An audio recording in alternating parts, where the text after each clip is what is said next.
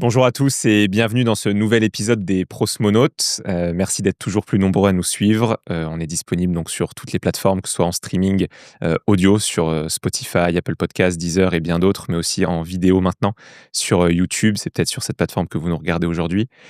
Si vous n'êtes pas abonné, n'hésitez pas à vous abonner et à nous laisser un commentaire. Ça permet de soutenir le podcast et son développement. Et aujourd'hui, je reçois Virginie Legrand. Comment ça va, Virginie? Bonjour Julien. Mais écoute, ça va, je suis ravie d'être là. C'est très cocon, j'ai plein de Ouais. choses à te dire, je crois. Content que ça te plaise et content Ouais, qu'on ait plein de choses à se dire. Ça ouais, va, ça va être chouette. ça va être une chouette discussion. Avant de démarrer sur ta présentation, est-ce que tu peux me dire qu'est-ce qui t'a donné envie d'accepter l'invitation sur le podcast? Le Première chèque question piège. le chèque de 3 Non, mais ça, 000 000. fallait pas le dire parce qu'après, il y a tout le monde qui va me demander des chèques. Non, mais parce que j'aime bien établir un lien, j'aime bien papoter, j'aime bien parler de moi aussi, hein, c'est ça et puis, tu l'as abordé d'une manière tellement humaine, humble et discrète que j'ai eu envie de dire oui. Super. Je te remercie pour ce. Je te dirai pour merci ce- à la fin. Ça marche. Je commence par te présenter en quelques mots. Tu Mmh. me dis si c'est OK et après, une première question clé avant qu'on rentre plus sur ton Je parcours. suis prête. Donc, toi, c'est Virginie Legrand, tu as 44 ans, tu es mariée, tu as une fille qui a 16 ans. Tu es ancienne prof d'allemand et de lettres qui s'est reconvertie en chef à domicile il y a une douzaine d'années, fin Mmh mh. 2013. Mmh. Tu travailles avec ton mari Mmh. également. Tu animes des ateliers de cuisine, tu as écrit plusieurs livres et tu animes aussi un podcast, Mmh. Passion sans modération. Mmh. Et ta société de food, c'est Communique Passion, je ne l'avais pas dit. Point important aussi sur lequel on reviendra et qui m'intéresse beaucoup dans ce podcast, c'est que tu as été diagnostiqué HPI et hypersensible. Mmh. Donc ça, on en reparlera aussi et ça Avec ressort plaisir. aussi dans la petite interview que tu m'avais envoyée, Mmh. avant, Oui, qui je m'a permis de l'assume préparer le maintenant, je podcast. l'assume. Ouais, Mmh. et bah, ça fait partie justement des points que je trouve hyper importants de mettre en avant et d'expliquer pourquoi est-ce que ça a pu changer pour toi. Mmh. Et voilà, est-ce que j'ai oublié des choses? Non, mais c'est très Ouais. complet. Ouais, bah, j'ai Mais fait il mon bosse travail bien, et bah, Julien! Ah non, franchement, ouais, merci. j'ai regardé la vidéo, bah, ça aide quand il y a déjà des contenus avant, Ouais. ça aide à Non, en non, c'est savoir un top. peu plus. Merci beaucoup. Bah, écoute, top. Avant de commencer plus en profondeur dans le podcast, première question clé, que je t'ai préparée et qui est: qu'est-ce que l'entrepreneuriat t'a appris sur toi-même? Waouh! Alors déjà, ça m'a appris que j'avais un goût de la liberté, très exacerbé. En fait, quand j'étais prof, j'avais ma routine, j'étais salariée, tout était assez cadré, tout était, organisé. Et j'avais pas forcément de place pour m'exprimer et l'entrepreneuriat m'a permis de comprendre, qui j'étais, ce que j'adorais faire, les valeurs et le goût des rencontres aussi. Parce que le fait d'être libre me permet de rencontrer plein de gens, de multiplier les rencontres et ça m'a permis de comprendre que j'étais quand même quelqu'un de très sociable Mmh, et que justement ce lien me nourrissait aussi de l'intérieur. ouais. Je me rappelle quand on était boire un café aussi avant, tu m'as aussi beaucoup Au parlé de hasard évidemment! liberté, au Lazare, petite dédicace.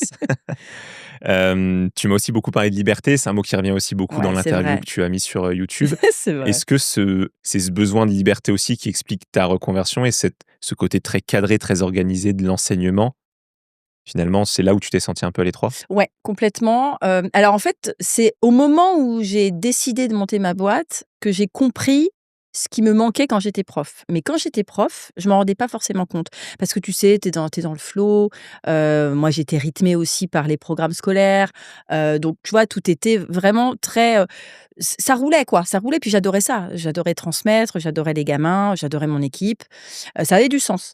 Mais au moment où je me suis dit: «OK», parce que, un projet a avorté, en fait et c'est à ce moment-là que j'ai décidé de monter ma boîte. Donc il y a quand même eu un déclencheur et je me suis dit: «Mais en fait, c'est évident, OK. c'est Mais évident». tu le sentais pas trop quand tu étais dedans? Tu disais Non, pas: «Je me sens j'étais un peu à l'étroit» ou non, «Ça me saoule les non, non, contraintes, les c'est en règles»? fait rétrospectivement D'accord. que je me suis dit: «Mais en fait, être entrepreneur, ça correspond tellement à ta personnalité», heu, mais c'était étouffé, en fait. C'était étouffé et c'est sorti quand j'ai dit: «Bah, OK, j'y matricule» et plus les années avancent, Plus tu t'es plus rendu je me dis: compte. «Mais je me suis» voilà, pas perdue, mais parce que c'est aussi une expérience et puis c'est aussi de voir la différence, en fait, entre les 2 et en fait, j'adore. Mais c'est vrai que la liberté, c'est quelque chose que je Mmh. que je développe de plus en plus et sur lequel je m'appuie beaucoup pour évoluer. Ouais, ça se sent. Ouais, Mmh. on reviendra dessus après. Et petite, aparté, ça me renvoie à quelque chose, à une étude que j'ai lue il y a pas longtemps, ce que tu dis sur le fait que c'est venu rétrospectivement. Mmh. En fait, je voyais une étude, neuroscientifique donc tu as des scientifiques qui ont démontré qu'en fait, toutes les décisions qu'on prend, ou la plupart, 95 des décisions, en fait, sont prises avant que tu en aies toi-même conscience, donc dans ton inconscient. Mmh. Et toutes les justifications qu'on dit après, bah, je l'ai fait parce que potentiellement, je me sentais trop dans le cadre ou pour ci ou pour telle raison. En fait, c'est une justification a posteriori qu'on se donne, mais en fait, la décision, elle était déjà prise dans ton Mmh. cerveau avant Intérieur. même que tu aies conscience de Mais ouais. ça. Mais c'est beau C'est en même fascinant, temps. hein. C'est fascinant. C'est fascinant. Ouais, c'est fascinant. Mais je pense que c'est ça. C'est pour ça que C'est tout est parti très, très, très naturellement Mmh. et très instinctivement. En fait, j'attendais sûrement quelque chose pour y aller, en fait. C'était Ouais. là, c'était Un en moi. signe, un petit déclencheur Ouais. sur lequel on va revenir, ça Mmh. marche. Et dans l'interview, tu as dit une phrase, alors que je vais reprendre pour pas déformer tes propos. Tu as dit: «Ma reconversion ne s'est pas faite parce que je me suis lassé de l'enseignement, Mmh. elle s'est faite parce que j'ai été appelé par la gastronomie». Oui et après je dis: «C'est très perché». Ouais, ça je l'ai Ouais, c'est vrai que je l'ai pas c'est mis, mais on peut pareil, le finir, c'est très je perché. l'assume. Oui, Parce parce que que ça fait bizarre de dire ça. ouais, ça fait bizarre. Moi, ça m'a pas semblé si perché que ça, c'est pour ça que je l'ai pas remis dans ce que j'étais, Mmh. mais je pense comprendre un peu ce que tu voulais dire, mais du coup, ça m'amène à quelques questions justement. Mmh. Parce que tu parles d'appel, qu'est-ce que la cuisine, toi, te permet de transmettre aujourd'hui, que tu n'arrivais pas peut-être à transmettre dans la salle de classe et qui a posteriori te manquait, en fait? Les mains, déjà, les mains, OK, le travail manuel, la création artisanale, la création. Moi, j'étais beaucoup dans l'intellectuel et j'adore l'intellectuel.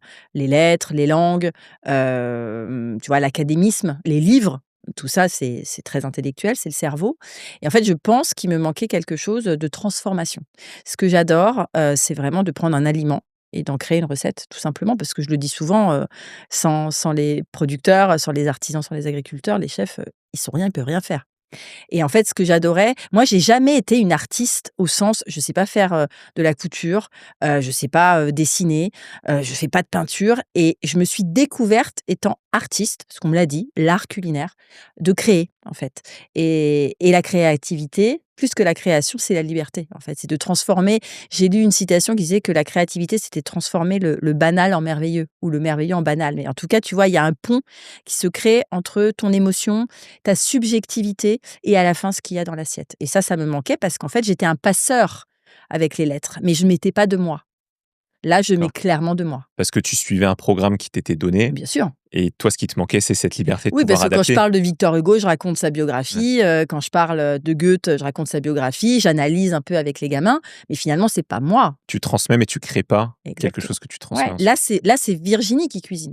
Clairement, c'est pas Virginie qui, enseignait. C'était la professeure qui avait étudié Victor Hugo et qui passait le message de Victor Hugo, tu vois? Mais là, maintenant, c'est clairement moi qui décide.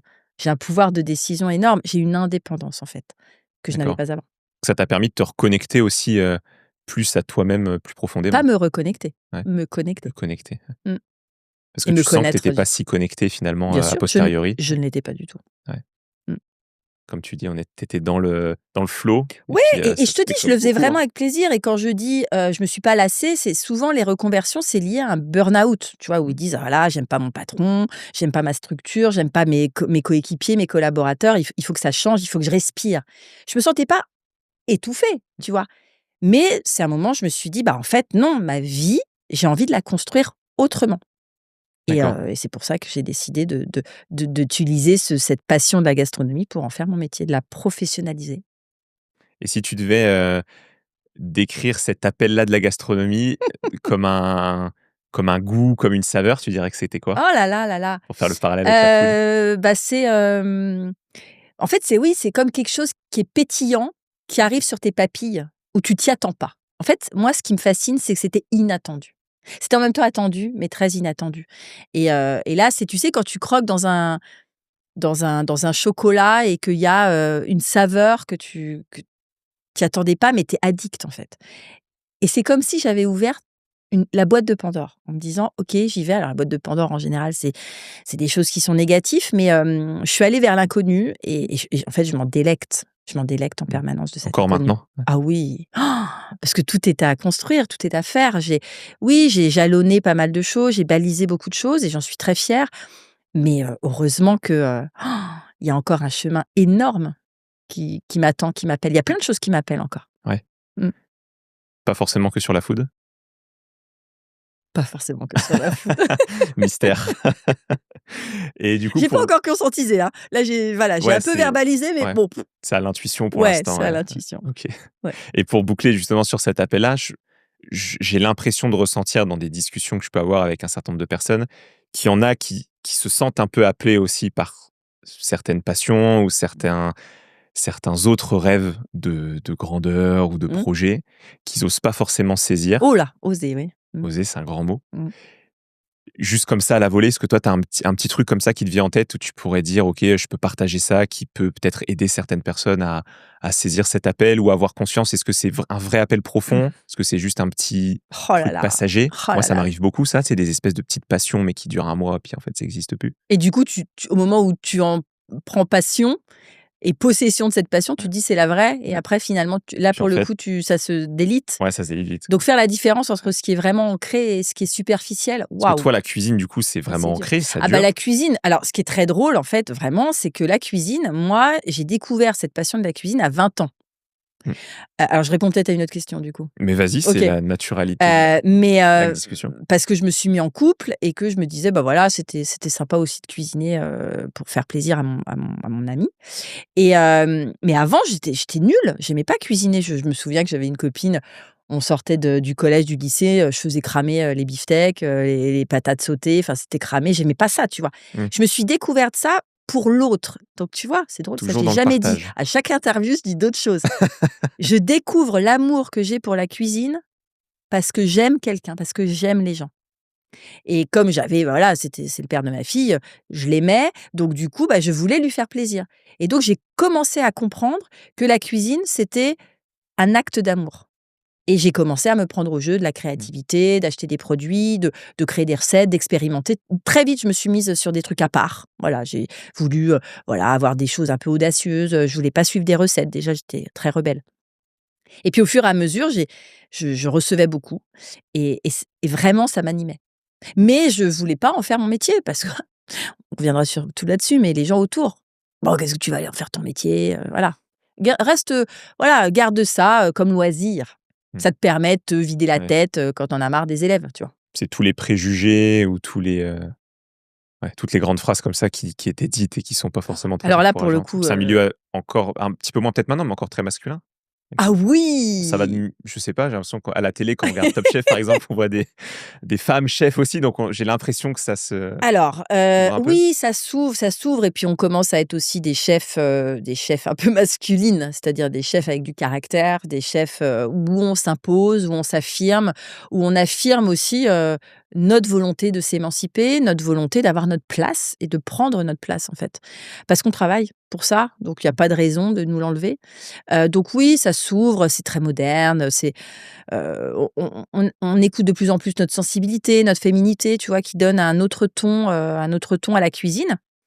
Et puis après, même si ça reste plus masculin, fuck en fait, Ouais. je m'en tape. Désolée, mais je m'en fous. Non, mais tu as raison de le dire et on Je reviendra continue dessus mon après, petit ouais, mais bonhomme tu de chemin tu avec, l'assumes complètement maintenant, ah ouais, mais complètement et je me heurte encore à des mecs qui entendent pas ce que je dis. Me et voilà. aujourd'hui, j'adore ça parce que dans la spontanéité, tu sais, il y a toute une trame que Mais je oui, prépare et mais en on fait, s'en il y a fout de des la trame, questions mais qui sont bien et on s'en fout de la sûr, trame. soyons spontanés. C'est clair et aujourd'hui, est-ce que ça te touche encore les préjugés ou les phrases qu'on peut te dire? Ou est-ce que tu arrives totalement à te dire aujourd'hui: «Allez, on s'en fout, ça me passe au-dessus»? Allez, ça me passe au-dessus à 95. Il y a 5 où j'ai un petit ego qui me dit: «Ouais, ça me blesse». Parfois, je peux me sentir humiliée, parfois, je peux me sentir pas comprise aussi dans ce que je veux faire, dans la manière dont je veux le faire et puis, en fait, maintenant, ça m'amuse.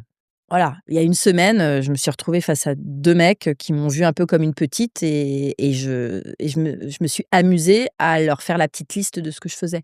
Je leur ai posé ça sur la table en disant: «Tac, tac, tac, tac, tac, tac, qu'est-ce que tu veux? Tu trouves que je suis encore une petite dans le milieu?» Et là, ils sont: «Ah, OK!» Donc voilà, il Ouais. faut que je sorte, mes crocs, voilà, ça c'est en fait, c'est épuisant. C'est épuisant parce que je voudrais que ce soit fluide, mais certains hommes ou même des femmes, faut pas croire, hein, je suis aussi là pour dire que j'ai eu des femmes, qui se sont confrontées à moi, Mmh. dans ce milieu. Parce qu'il y a aussi la jalousie, c'est autre chose. Ou peut-être qu'elles reprojettent elles-mêmes ce qu'on leur a fait vivre à un moment et qu'elles Oui. le reprojettent sur Oui, toi. mais ça, on garde ça en Mmh. soi, hein, les insécurités, les Ouais, mauvais ouais. souvenirs. Voilà, moi, j'ai pas j'ai pas à subir ça. Tout mon passé, moi, je le garde en moi, je suis pas là voilà. Mais oui, c'est un fait. De toute façon, tu sais, dans l'entrepreneuriat, quand tu crées ta boîte, voilà, tu vas avoir autour de toi des âmes bienveillantes et tu vas avoir autour de toi des esprits malveillants, des énergies négatives, contre lesquelles tu dois essayer de te battre, ou dans lesquelles tu dois te débattre. Ça fait partie du jeu. Tu auras des gens qui vont t'accompagner et tu auras des gens qui vont t'insupporter. C'est tout. Mais il faut pas que ça t'enlève, le cœur de ce Mmh. que tu veux faire. Ça, Ta c'est l respiration, ouais. faut pas que ça t'enlève ta respiration. Ça, c'est la relation humaine en général, même C'est que la tu sois relation humaine en général. salarié, dans la Bien famille, sûr. il y a des gens qui t'énervent des Bien moments, sûr, pas d'autres. bien sûr, bien sûr. Mais c'est vrai C'est la que relation. quand tu portes ton projet, Ouais. tu as quand même besoin d'une énergie supplémentaire pour décupler, tu vois? Aller chercher, tu vois, ton chiffre d'affaires, t'épanouir, Entraîner des gens avec toi dans le entraîner des gens projet. avec toi pour, voilà, collaborer, fédérer. Donc il faut quand même, ne pas avoir des choses trop lourdes à porter. Ouais. Parce que sinon ça peut t'empêcher d'aller plus loin que ce que tu as envie de faire. Ouais, je comprends. Ouais, c'est un poids, en fait, qui Mmh, t'empêche d'avancer. mmh. Du coup, de ce que je comprends, tu me dis si je me trompe, mais tout ce que tu as bâti sur les 12 dernières années, c'est des éléments, entre guillemets, «de légitimité» qui aident à Mmh. renforcer ta confiance Mmh. et qui finalement, maintenant, t'aident à te dire: «Bah, en fait, voilà, toi, tu as cette image-là, mais en fait, voilà, maintenant, j'ai cette confiance parce Mmh. que voilà ce que j'ai pu accomplir. Je peux prouver», mais peut-être que tu voulais aussi te prouver à toi-même Oh là! que tu en étais capable? Alors j'ai un ami qui hier m'a dit, «On sent en toi que tu as cette hargne de prouver plein de choses». Mmh. Alors cette légitimité-là, c'est compliqué encore à gérer. Au bout de 12 ans, je dis que je l'ai. Cette crédibilité professionnelle, je l'ai parce que j'ai beaucoup de gens dans le milieu, donc hommes même, hein, des meilleurs ouvriers de France. J'ai même un ami Bocuse d'Or, mon cher François, merci, qui me fait confiance et qui reconnaît mon travail. Mes clients, j'ai rien à dire. J'ai un rapport, très, très privilégié avec mes clients et j'ai envie de te dire, c'est avec eux, que la relation doit être la plus forte parce que c'est eux qui me payent aussi pour ce que je leur fais. Donc on va dire que tout n'est pas encore gommé. Voilà, cette estime de moi, cette confiance en moi, c'est encore compliqué à appréhender, mais j'ai du coup quand même la force de dire aux gens, «Non, non, mais ce que je fais, c'est bien Mmh. et je ne t'écoute pas si tu me tires vers le bas». Ouais. De toute façon, la confiance, ça se construit tout au long de sa vie. Je pense Mmh, que c'est jamais complètement bâti parce qu'on mmh. on change aussi, on évolue au fur et à mesure de Bien sa sûr. vie, des rencontres, et Bien sûr, cetera. Donc mais ça se cette bâtit, légitimité-là, je cours après depuis pas mal de temps et je commence à l'avoir. tu dirais que tu avais un peu ce qu'on appelle ce syndrome de Ah l'imposteur, là là là là! au départ? Bah, évidemment, Ouais. évidemment, il est là, comme un fantôme en fait, comme un spectre qui est là autour de toi et qui te dit, «Est-ce que tu es vraiment à ta place?» C'est déjà toi avec toi-même. Je trouve que quand tu es entrepreneur, c'est déjà une vraie bataille intérieure de toi avec toi-même et puis après avec les autres. Mais je crois que déjà, c'est t'apaiser toi et de te dire si tu le sens au fond de ton cœur, c'est que tu es aligné, c'est que c'est là où tu dois être. Mmh. Cet appel, de l'univers, assez métaphysique, spirituel, tu vois? C'est quelque chose que j'ai vraiment ressenti à l'intérieur de mon âme, en Mmh. fait. Tu vois? C'est bizarre, mais c'est C'est une ça. intuition, Ah, mais c'est une très intuition, c'est forte que un tu as réussi à écouter? instinct où en fait, je n'ai jamais eu peur d'échouer et parallèlement, je te dis, j'avais le syndrome de l'imposteur. Mais en fait, quand j'ai immatriculé, que j'ai appuyé sur, l'ordinateur, la touche d'ordinateur en disant: «OK, tu as ta boîte, tu as ton numéro de SIRET», le 26 décembre 2013, Et ça t'a marqué, ouais. ouais, je me suis dit: «OK, il y a Let's go. zéro problème». Ouais. C'est assez dingue Mmh. et tu vois, 12 ans après, ça va faire 12 ans le 26 décembre, je me dis: «Mais en fait, c'était évident». J'ai pas eu peur de trouver les clients, j'ai pas eu peur, de me heurter à des choses, j'ai pas eu peur d'échouer. Je n'ai jamais eu peur d'échouer. C'est dingo, Mmh. Même au tout début? même au Tu tout début. tu t'es pas dit: «Tiens, si ça marche pas, qu'est-ce que je Jamais, fais? Je vais manquer d'argent, je vais me jamais. Sur ridiculiser». la tête de ma gamine, jamais et c'est pas une question de Ouais. surconfiance ou d'ego, c'est qu'on m'avait mis là, exactement, où j'allais être la meilleure. Ouais, c'est fort. C'est très fort, c'est très puissant. Quand j'en reparle, parce que j'en parle beaucoup de cette manière-là et là, c'est vrai que j'en parle un petit peu plus en détail, c'est très, très puissant. Mmh. Ouais.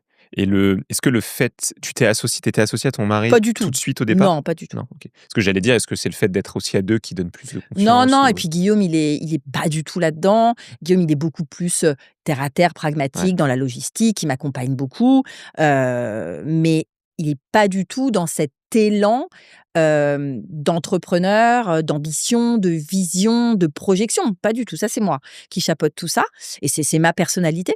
Mais non, non, là j'étais seule avec moi-même, hein. d'accord. Et j'ai envie de te dire, encore aujourd'hui, je suis seule avec moi-même. Le combat, on est 2 dans la structure, mais mon combat, c'est moi avec moi-même et Ouais. avec les autres. Bon, on va passer à la partie suivante. Qu'est-ce que ça t'évoque le terme d'autodidacte? Ah! Et tu me vois venir quand je dis ça. Alors autodidacte, c'est le syndrome de l'imposteur. Voilà, on Mhm. revient à ça, mais en même temps, c'est la liberté de créer quelque chose loin des codes et c'est assez contradictoire, donc c'est un peu ma contradiction et mon paradoxe aussi parce que moi, j'ai été prof pendant quand même 12 ans. Donc je faisais passer des diplômes. Je disais aux élèves: «Bah, voilà, il faut que tu aies ton bac, il faut que tu aies ton brevet, faut que tu apprennes telle leçon» et cetera et moi, vraiment par volonté d'impertinence totale, même d'insolence, j'aime beaucoup, je me dis: «Bon OK, moi je vais me mettre chef, sans avoir les diplômes». Alors d'ailleurs, j'ai entendu récemment: «Bah oui, mais alors est-ce qu'on peut dire que tu es chef parce que tu as pas passé ton CAP?» Ça j'adore. C'est Effectivement, ça l'attachement qu'on a au diplôme, non, quoi, mais hein. effectivement, ça veut dire quoi être chef? Moi, on peut dire que je suis cuisinière si on préfère ou chef cuisinier, chef cuisinière, enfin, tu vois? Je m'en fiche. Mmh. Je prépare la nourriture chez des gens qui ont envie de recevoir, point barre. Donc autodidacte, voilà, soi-même, je pense que c'est, créer ton propre chemin et effectivement, quand tu n'as pas été dans une école de cuisine, je pense que tu es moins formaté et que tu es plus libre. Voilà, donc pour moi, l'autodidacte ou l'autodidaxie, j'ai appris ce mot-là, c'est la liberté et c'est bizarre, hop, hop, hop, on revient En mot-clé, toujours ouais. sur cette même C'est idée. un mot-clé pour le référencement du podcast. Je mettrai un mot-clé liberté, ça va, ça va remonter très fort. Ouais, parce que donc les gens qui nous écoutent le savent pas parce qu'on est un peu parti dans d'autres chemins annexes. Mais quand tu te lances, donc tu fais tes 12 ans d'enseignement. Juste après, tu pourras peut-être revenir sur la transition Mmh. entre les deux parce que c'est important pour que les gens comprennent. Mmh. Et tu ne passes pas de diplôme. Mmh. Tu dis non, Mmh. pas de CAP, pas de diplôme, Non, pas pas le temps, pas le d'école, temps. pas de stage, Non, rien. rien, mais rien, J'aime cuisiner, je me lance et mais puis on rien verra, et quoi. à aucun moment, Ça t'est venu, je me suis dit: «Allez, j'hésite», mais à aucun moment ça n'a popé dans ma tête, en fait. Mais là encore, alors que en face alors les gens n'étaient pas dans la gastro, donc personne m'a dit: «Ah, tu vas passer un CAP» et cetera.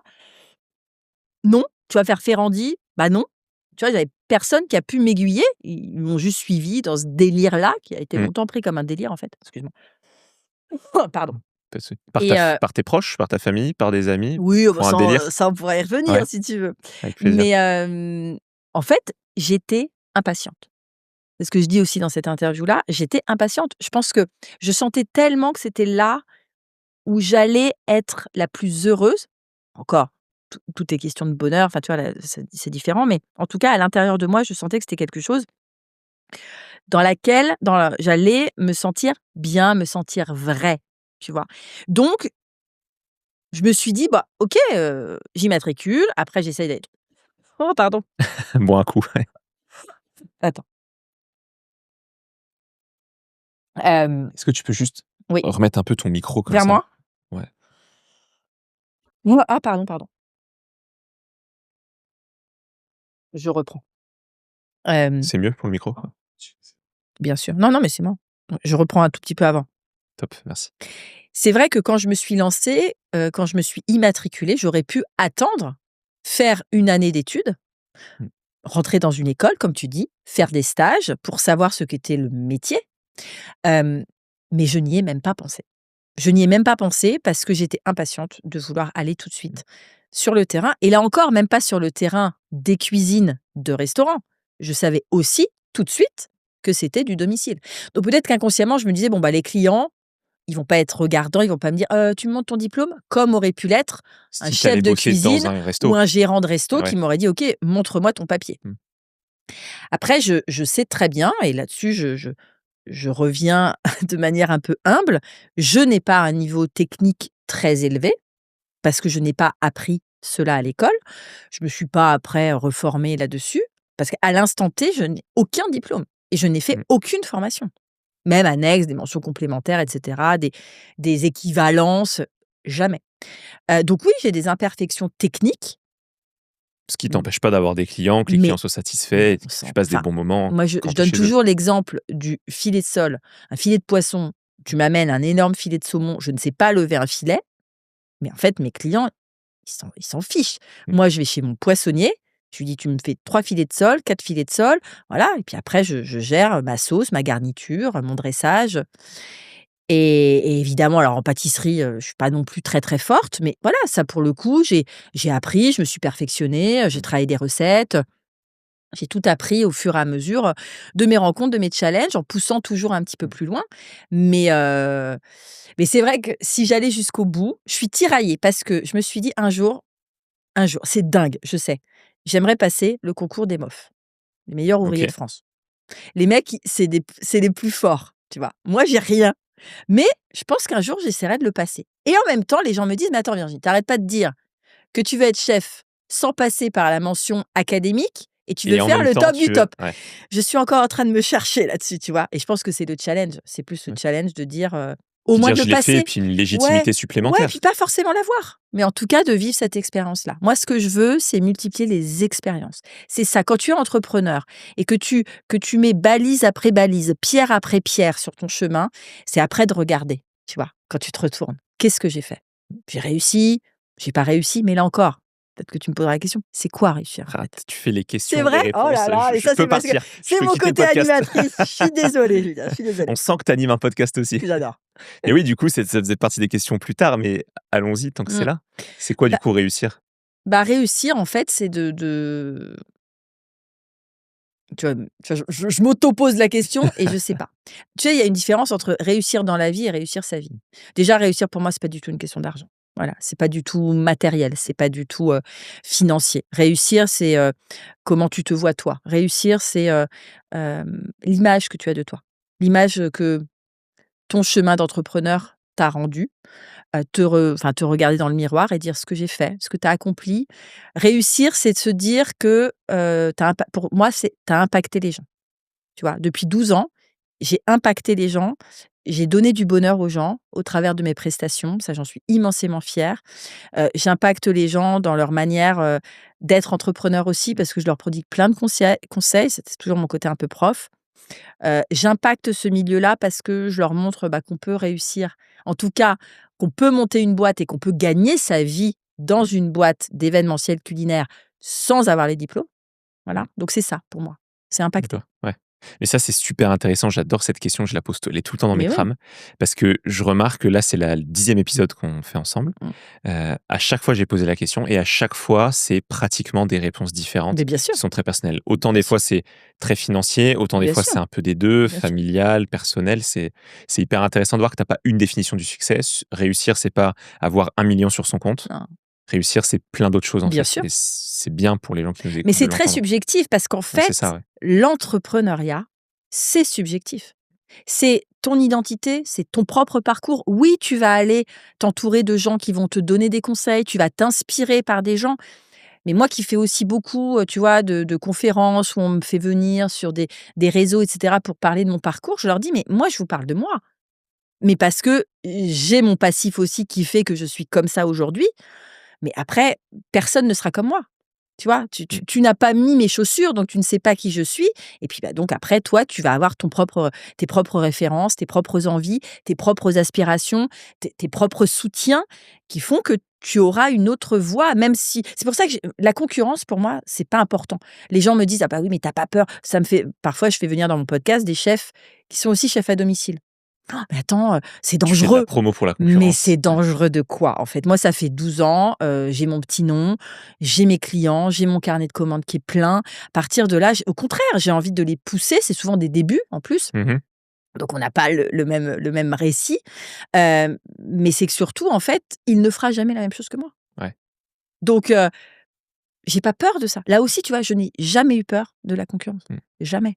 Alors que beaucoup ont eu peur de moi et qui ont essayé de me savonner la planche, quoi. Ouais. Mais ça, c'est hyper intéressant parce que on entend beaucoup aussi dans l'entrepreneuriat, ce qui compte, c'est pas l'idée, c'est l'exécution. Évidemment. Et j'en parlais aussi avec une amie il y a quelques mois qui me disait: «Bah, je peux pas trop t'en parler parce que c'est une idée». Et du coup, ça m'a fait rire et on en parlait avec beaucoup de bienveillance aussi. Et je lui disais: «Mais tu sais, ce qui compte, c'est pas ton idée. C'est l'idée, ça vaut rien. C'est bien d'avoir l'idée, mais la probabilité que personne sur terre n'ait déjà eu l'idée, c'est proche de zéro. C'est clair. Donc ce qui compte, c'est l'exécution et même si on fait tous les 2 ou à 3 ou à 10 ou à 100 la même chose, Mmh. enfin on a la même idée, on l'exécutera pas pareil parce qu'on Évidemment, mettra notre touch personnel, bien notre sûr, vision, notre ADN.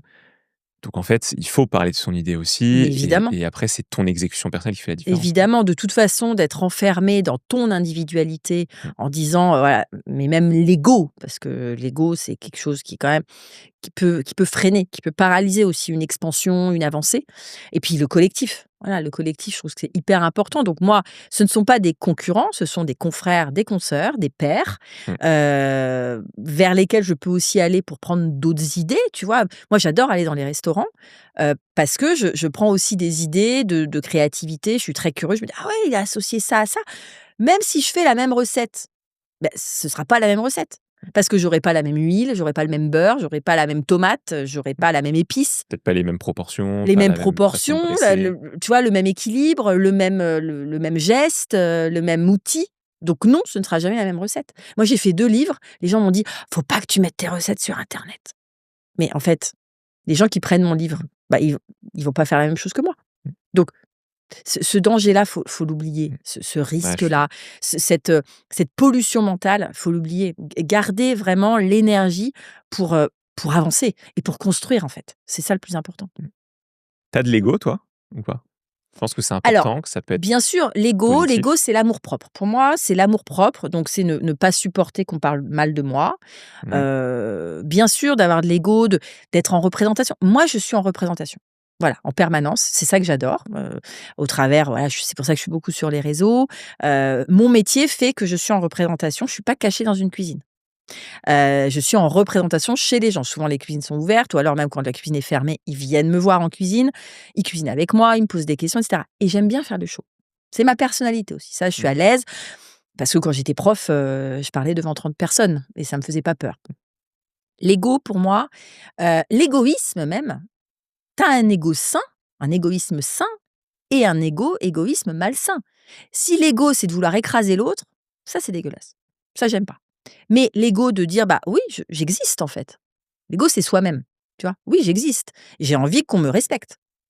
Donc oui, j'ai l'ego d'évoluer, dans une sphère, de créer quelque chose, de laisser une empreinte. Oui, ça, j'ai l'ego. Quand tu es entrepreneur, il faut quand même Ouais, il avoir en faut. il faut quand même avoir un rapport à soi en mode ambition, en mode, heu, en mode: «Je vais tout défoncer», mais je vais tout défoncer sans défoncer les autres, tu vois? Et ce rapport à l'ambition, il est très compliqué aussi pour les femmes, parce que c'est mal vu. J'ai assisté à une conférence il y a pas longtemps sur, le rapport des femmes avec l'argent. Bah, le rapport des femmes avec l'argent, le rapport des femmes avec l'ambition, le rapport des femmes avec la carrière, le rapport des femmes avec l'entrepreneuriat, c'est difficile parce qu'on nous voit comme toujours un peu des petites. Voilà: «Oh, tu as l'ambition, ouais, tu veux faire un truc comme ça, mais est-ce que tu crois que ça va marcher? Est-ce que tu as envie d'aller loin?» Moi, aujourd'hui, j'assume, en fait. J'assume de vouloir aller loin. D'avoir de l'ambition. Ouais, ouais, parce que l'ambition, c'est quelque chose de beau, en fait, tu vois? Puis De tant que tu le fais voir pour grand. toi et pas contre les autres, Mais c'est exactement ça. c'est que positif et que Mais sain. c'est que positif et puis tu vois, moi, ma fille, elle a 16 ans, j'ai envie de lui donner aussi ce goût de l'ambition. Ouais. Sans dire, bah, je vais aller rayer le parquet, je suis carriériste, je vais, mal faire, je vais mal agir. Bah non, j'ai de l'ambition. Je crée une boîte, j'ai envie que la boîte, elle marche, je vais tout faire pour qu'elle marche et je vais tout faire pour qu'elle soit pérenne. Je vois pas où Mmh. est le problème, en fait. Tout est toujours question d'équilibre de toute façon. Tout Mon est père oui, me disait toujours: mais oui. «Le poison est dans la dose». Ah là C'était là! un peu poétique, Ah là là, papa! Ah, on mais aime tu beaucoup vois? ce qu'il dit, papa. C'est Eh vrai. oui, oui, oui, dédicace à papa. Dédicace à papa, il en a dit beaucoup de bonnes comme ça. Mais c'est vrai, c'est une phrase que je comprends de plus en plus, plus C'est vrai. j'avance. C'est vrai qu'en fait, tu peux prendre un peu de tout, mais c'est comment tu l'équilibres Mmh. et quel dosage tu mets Bien dans sûr. tout Bah, ça. c'est comme ta manière de travailler. Ouais, C'est-à-dire, si tu travailles trop et que ça t'épuise, bon, bah, tu perds quelque chose. Mais ouais, si c'est clair. après tu adores travailler, même si tu adores travailler beaucoup, que ça n'est pas dans la souffrance et dans la douleur, mais là encore, ta propre dose, C'est pas la même. c'est Ouais, t c'est subjectif, bah, oui, bien c'est ton sûr. Ouais, individualité, c'est ton rapport à toi, en fait, en permanence. c'est clair. Avant qu'on avance plus, est-ce que tu peux, du coup, parce que je le dis aux auditeurs depuis quelques minutes là, Ah, nous refaire le pont, switch, le switch, ouais, pour qu'ils comprennent bien. Donc, tu es dans l'enseignement pendant 12 ans, il se passe un un truc truc. et tu bascules et il se passe un truc rapide puisque ça se passe entre septembre et décembre 2013, donc en Même 3 entre mois, octobre et décembre. entre octobre et décembre Mmh. 2013. Donc, qu'est-ce qui Oui, se avant passe? de basculer du côté obscur. En fait, on m'a proposé de monter une école privée. J'ai dit oui. Donc je suis rentrée dans cette école privée en tant que directrice pédagogique, au mois de septembre, à la rentrée. Et en fait, en octobre, on m'a dit: «L'école est en redressement judiciaire, on ne peut pas te garder, on ne peut pas te payer». Voilà. Donc j'avais le choix, en fait, là, pour le coup, de reprendre mon poste en septembre d'après, donc en septembre 2014, parce qu'on m'avait remplacée, mais on m'avait remplacée de manière, furtive. La porte était ouverte aussi dans mon école. C'est une mise à disposition, on appelle ça? Ouais, enfin, moi, j'étais dans le privé hors contrat, donc j'étais pas fonctionnaire. Ah oui, Donc OK. j'étais, en fait, salariée, j'avais donné ma démission et je pouvais reprendre un contrat. Et en fait, quand on m'a dit, bah, voilà, je me souviens, j'ai été convoquée pendant les vacances d'octobre, donc toi, c'était vers le 20 octobre. Je suis rentrée, j'ai dit: «Bon, bah, OK, bon, bah», j'avais Pôle emploi, hein, c'était pas le problème. J'avais l'argent, je devais pas aller chercher une solution pour gagner de l'argent parce que j'avais, mon salaire qui allait tomber à la fin du mois. Donc j'aurais pu Mmh. rester dans mon canapé, avoir mon salaire et attendre, de retrouver. Et en fait, bah, non, je me suis dit: «Bah, c'est l'occasion». Là, c'est pour ça. Là, le signe a été là, clairement. Le signe, tu es à la croisée des chemins, on te dit: «Ta première vie s'arrête, à toi de décider que ta 2e vie commence». Et c'est même pas ça, c'est en fait ma vraie vie, elle a commencé en décembre 2013. Je dis très souvent, certains sont heurtés parce que je dis ça, mais je suis née, en fait, avec Communique Passion. La vraie Virginie, elle est née quand elle a décidé de faire de son métier quand elle a décidé de faire de sa passion son Son métier. métier. Parce que là, tu t'es vraiment senti.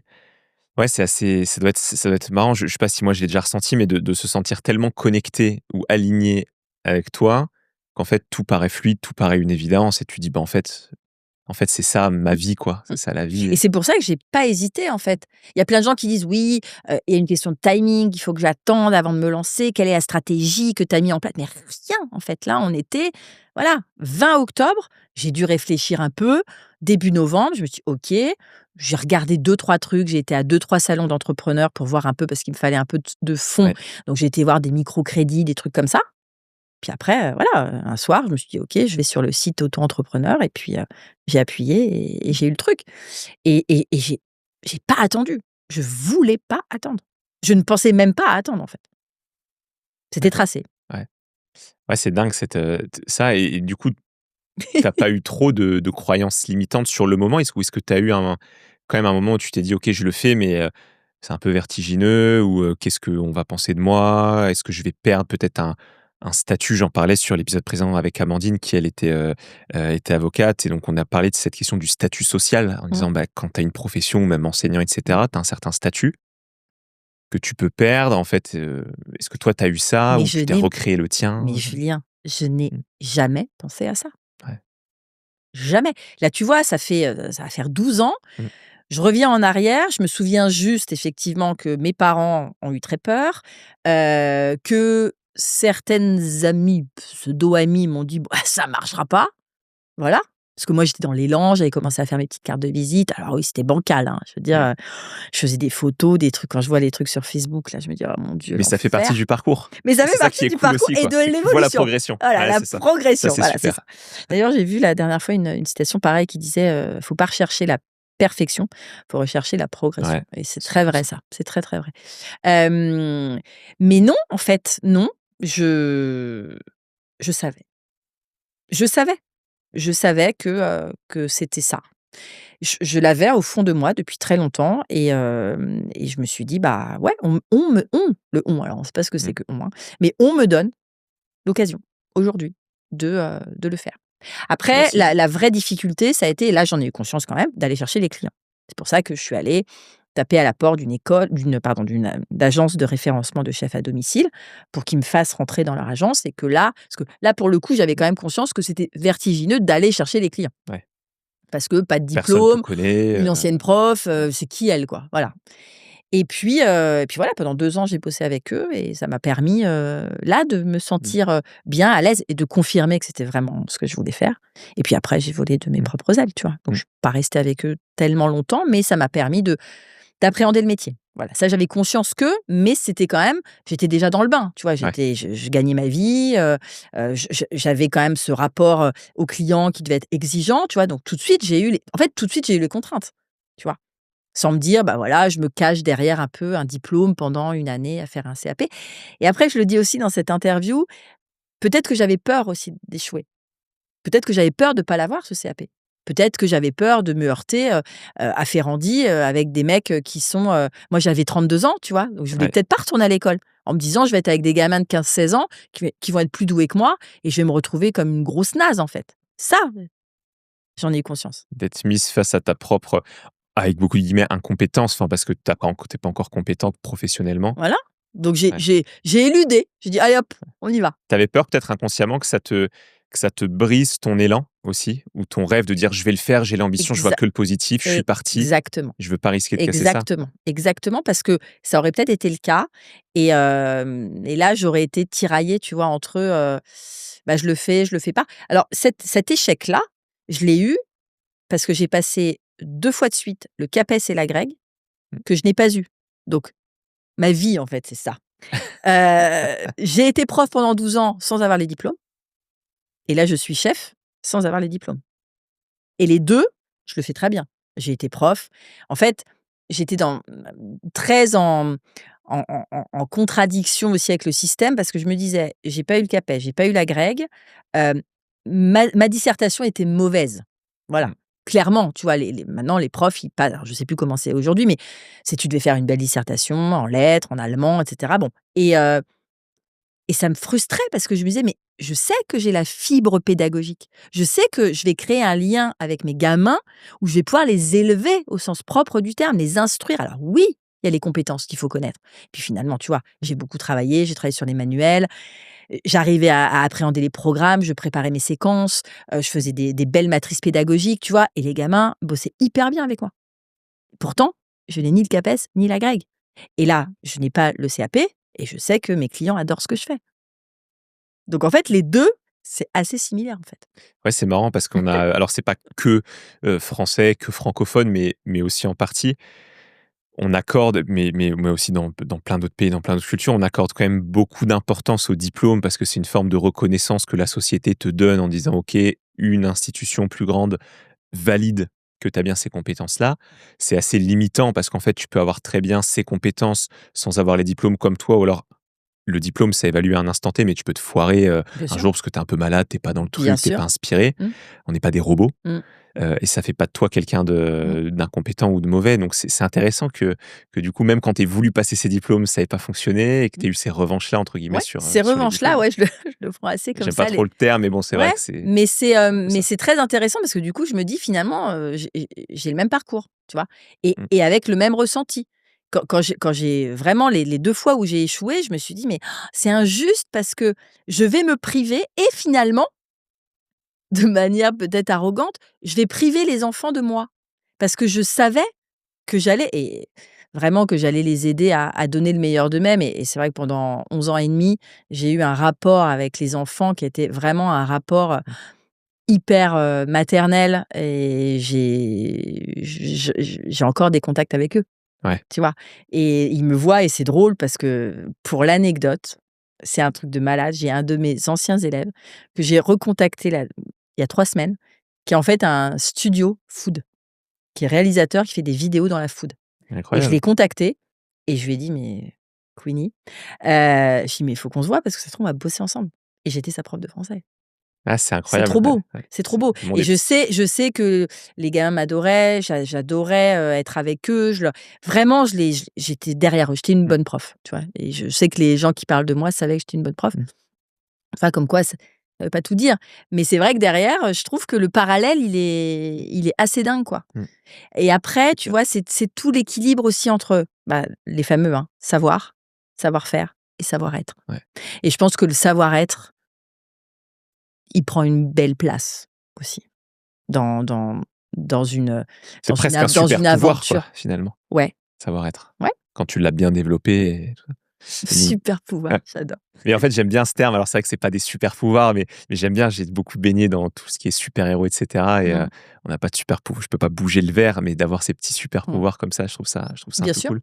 Et du bien coup, sûr. message aussi pour tous ceux qui nous écoutent là, c'est que finalement, il faut pas se limiter. Alors, hormis dans les professions réglementées, pour être médecin, pour être Bien courtier, sûr, etc. avec des dangers, Avec des dangers pour autrui, ça bien bien sûr, on sûr. remet pas ça en question, mais le diplôme veut pas toujours tout dire. Ça, c'est important, surtout dans les professions où c'est pas réglementé comme ça, donc il faut aussi pouvoir se faire confiance, suivre son instinct, son intuition. Autre point aussi, quand on n'a pas ces diplômes, etc., on faut pas hésiter à s'entourer. Toi, tu l'as fait au début Mmh. avec cette agence de référencement pour chef à domicile, Bien sûr. pour commencer, pour avoir première pierre à l'édifice, un Mmh. premier tremplin, Mmh. et puis après construire et voler de ses propres ailes. Donc, Mmh. Ah pas de toute rester façon seul et mais de toute façon, s'entourer, c'est hein. sûr.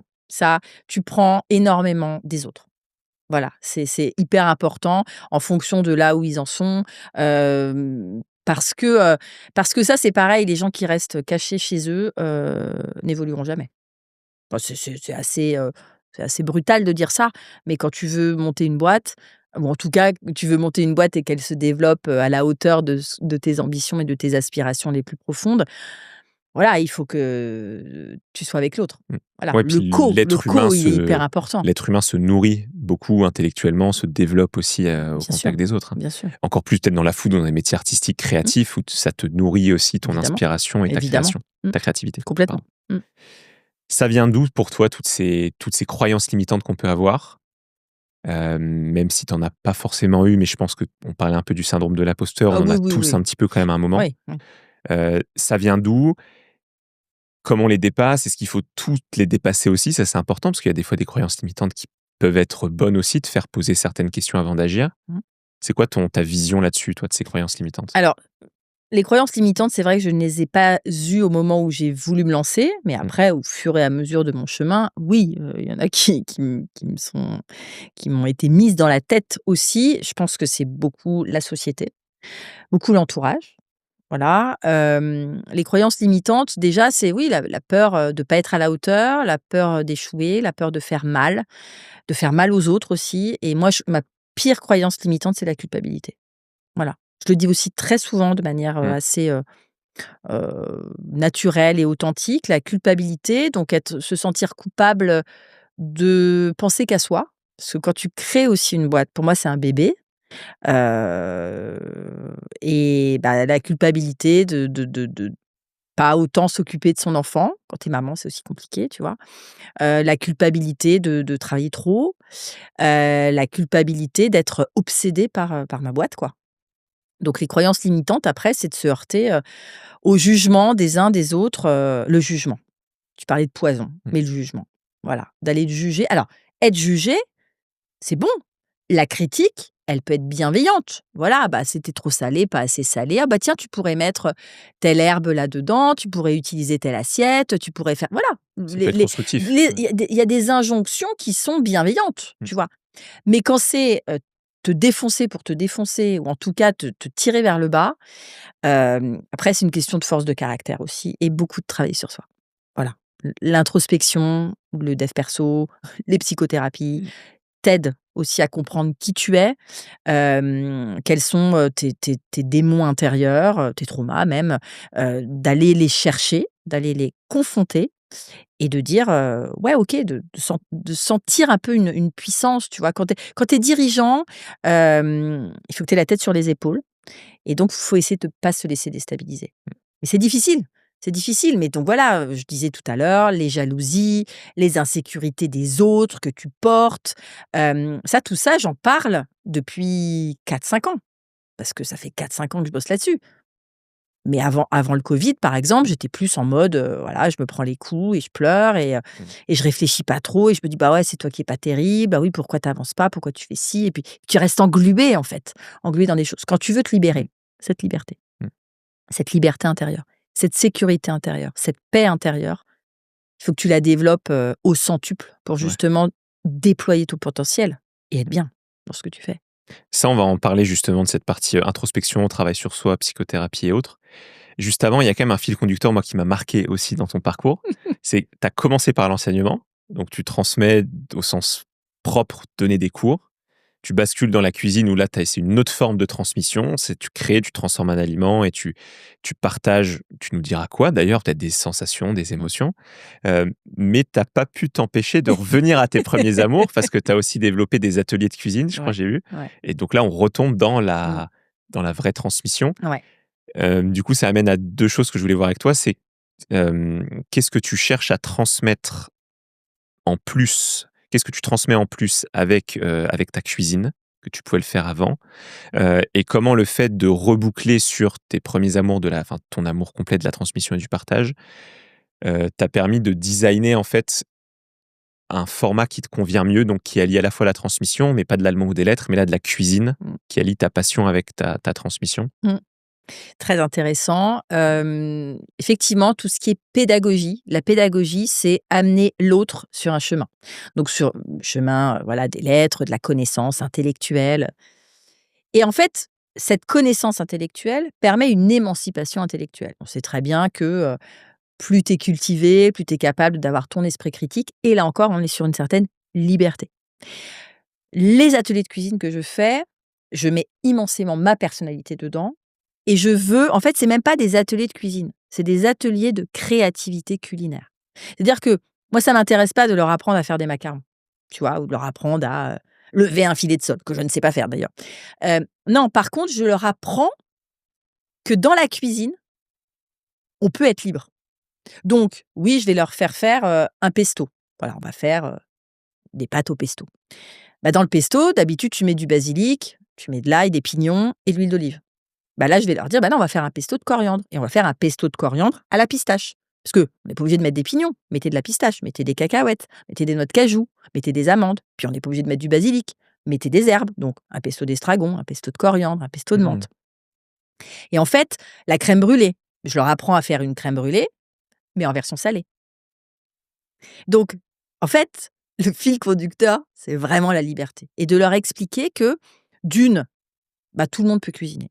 Voilà, moi je décomplexe ça. La seule chose, oui, c'est le facteur temps. Voilà, parce que ni le facteur argent, je veux dire, tu vas chercher des carottes, tu fais des trucs super avec des carottes au marché, hein, tu es pas obligé d'acheter du foie gras, de la truffe. Mmh. Et deuxièmement, bah, en fait, tu peux faire des choses simples. Moi, j'ai écrit 2 livres, c'est 2 livres de recettes. Je me suis déjà lassée des recettes, hein, donc je suis déjà sur mon troisième. Mais du coup, en fait, je leur explique que c'est facile. Mmh. Donc ces cours de cuisine que je fais avec eux, donc c'est à la fois pour des particuliers ou aussi pour des entreprises en mode, tu vois, cohésion, management. Bah, je mets beaucoup de moi, donc j'amène plein d'épices, j'amène plein d'herbes différentes et à chaque fois, je leur raconte une histoire, en fait. Parce que maintenant, je commence à avoir aussi des partenaires, pour, bah, tu vois, des éléments, de cuisine Mmh. et je leur raconte les histoires. Et donc c'est pour ça que, je suis pas l'atelier des chefs. Voilà, je suis pas dans une structure. Et mes menus sont pas standardisés, je fais aussi des menus sur mesure et ce que j'adore, c'est même faire des menus sur mesure en fonction de l'ADN de la boîte ou en fonction des gens. Là, j'ai été bookée pour, le 23 décembre et c'est une famille, ils vont être 8 ou 6, intergénérationnels et ils vont faire le repas de Noël ou en tout cas un repas qui pourrait être Mmh. associé à un repas de Noël. Et donc, je trouve ça génial. Donc, j'ai pris les éléments, voilà, qu'ils m'ont dit, parce que moi, je fais toujours en fonction aussi de ce qu'ils veulent, Des viande, poisson, goûts et et cetera. mmh. Et en fait, donc moi, ce que j'adore, bah, c'est faire le show, évidemment, d'animer et puis, bah, surtout de leur montrer. En fait, ce dont je suis la plus fière, c'est qu'eux, à la fin, ils soient fiers. De la même manière que j'étais fière quand un gamin, je lui apprenais à faire une composition, de français ou lui apprendre, les langues et qu'à la fin, il était capable, de parler en allemand ou, bah, de me faire, une super dissertation, sur n'importe quel auteur ou n'importe quel sujet. Il était fier de lui parce qu'il avait 15, 16, 17 ou même 12, tu vois? Mais il était fier de lui et eux, je sais que souvent, je commence mon brief en disant: «Voilà, on va faire ça, ça, ça, ça». Souvent, c'est une pièce cocktail, entrée, plat, dessert en 2 heures. Ils sont tous là: «Mais on va jamais y arriver» Ouais. et en fait, au bout d'1 h 50, les assiettes sont prêtes. Mais c'est génial et tu vois dans leurs yeux l'émerveillement. Donc quand c'est en collectif avec des entreprises, il y a ce côté, on s'est un peu challengé, il y a une équipe et cetera. Et puis, bah, quand c'est les particuliers aussi, ils se disent: «Ah bah, on pensait pas qu'on allait y arriver». Donc il est là, mon fil conducteur. Je ne l'avais pas conscientisé avant de t'en parler. Merci Mais beaucoup, c'est Julien. avec plaisir. Alors, Incroyable, je incroyable. La maïeutique de faire accoucher du truc, quoi. ça Bravo. devient un peu, bah, tu vois, il manque juste un canapé, ça Ouais. aurait pu faire un peu Et puis séance un de petit psy, Freud. quoi. Je pourrais parler avec Freud parce Ouais, qu'il est autrichien, donc je serais capable de lui parler. c'est vrai. C'est peut-être pour ça d'ailleurs inconsciemment que tu avais fait de l'allemand. En fait, c'est lui qui On m'a va envoyé tout le reboucler. signe. Ouais, C'est à lui ta qui m'a envoyé le naissance, signe. Eh ouais. l'esprit de Freud, Sigmund, si tu me si tu regardes. nous entends. J'avais pas prévu ça, mais ça me démange un peu de te poser la question, sans que ça devienne une séance de thérapie, mais tu parles beaucoup de liberté et encore là dans le podcast. Est-ce que tu t'es déjà posé la question ou est-ce que tu sais pourquoi c'est autant important pour toi ou pourquoi c'est tant ce moteur qui te tire vers l'avant, cette quête de la liberté? Ouais, parce que je me suis sentie emprisonnée quand j'étais petite. Mm. Là, on va être sur une séance de psy, mais Mmh. ouais, ouais, moi j'ai un rapport à mon enfance qui est très complexe. Je pense que je me suis sentie ouais, oppressée pour mille et une raisons. Pas forcément regardée, pas forcément aimée.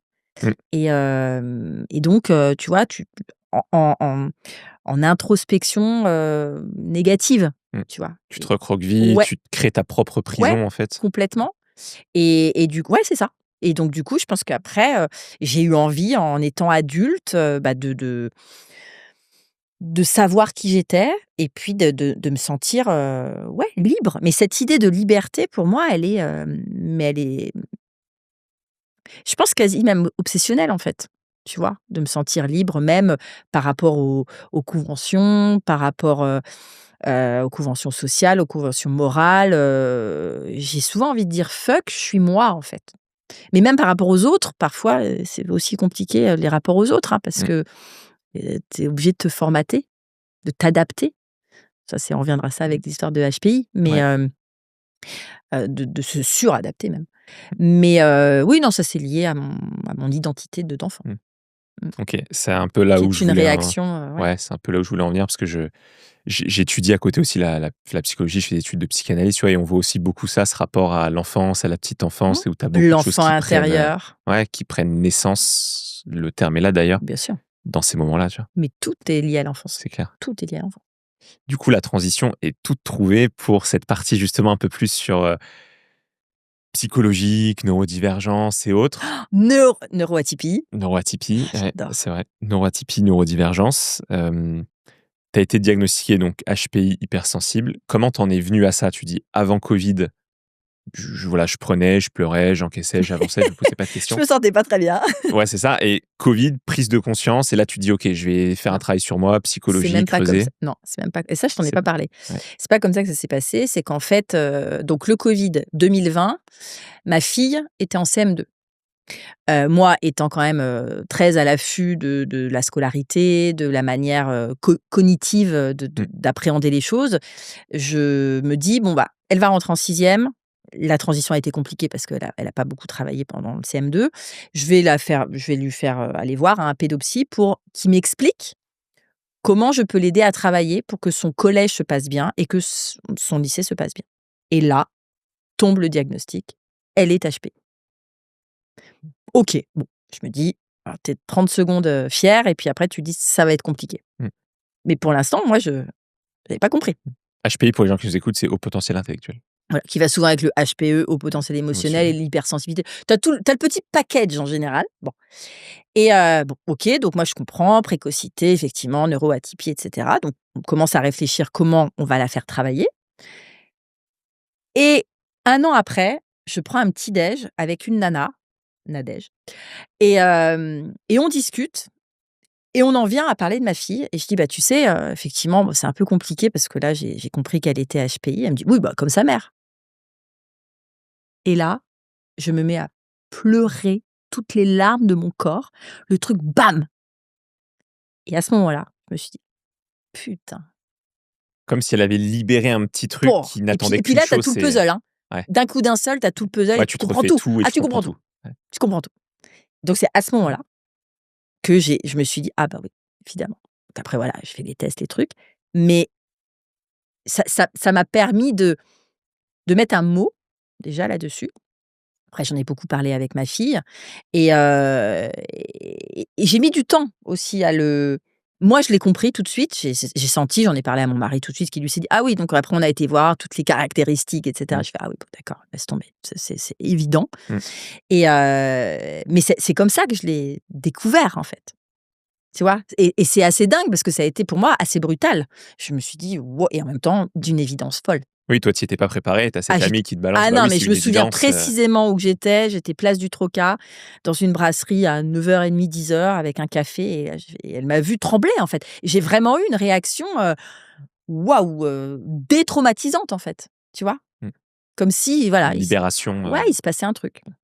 ça et du coup, ça a changé quoi pour toi de mettre des mots là-dessus après dans ton quotidien où tu dis maintenant il y a certaines choses que tu assumes plus, mais de le savoir, d'en parler, mettre des mots dessus, ça a changé quoi? Alors, je veux préciser déjà que je ne veux pas que ce soit une excuse de quoi que ce soit. Ma fille, j'en ai parlé à ses profs et si après elle est relou en cours, je vais dire: «Ah, parce qu'elle est HPI», d'accord? Donc mais moi, je vais pas justifier en permanence des choses. Par contre, c'est vrai que j'essaye d'exprimer aux gens, que c'est aussi une difficulté, que parfois, c'est pas facile de le vivre parce que le côté hypersensible, pour moi, c'est très compliqué. Et après, bah, on sait très bien que le haut potentiel intellectuel, bah, donne aussi un immense potentiel, donc de travail, de créativité, de faire des choses dont les gens se disent: «Mais comment elle peut faire tout ça?» d'énergie. Donc ça m'a beaucoup aidée aussi, pour comprendre que je pouvais aller beaucoup plus loin que là où j'étais.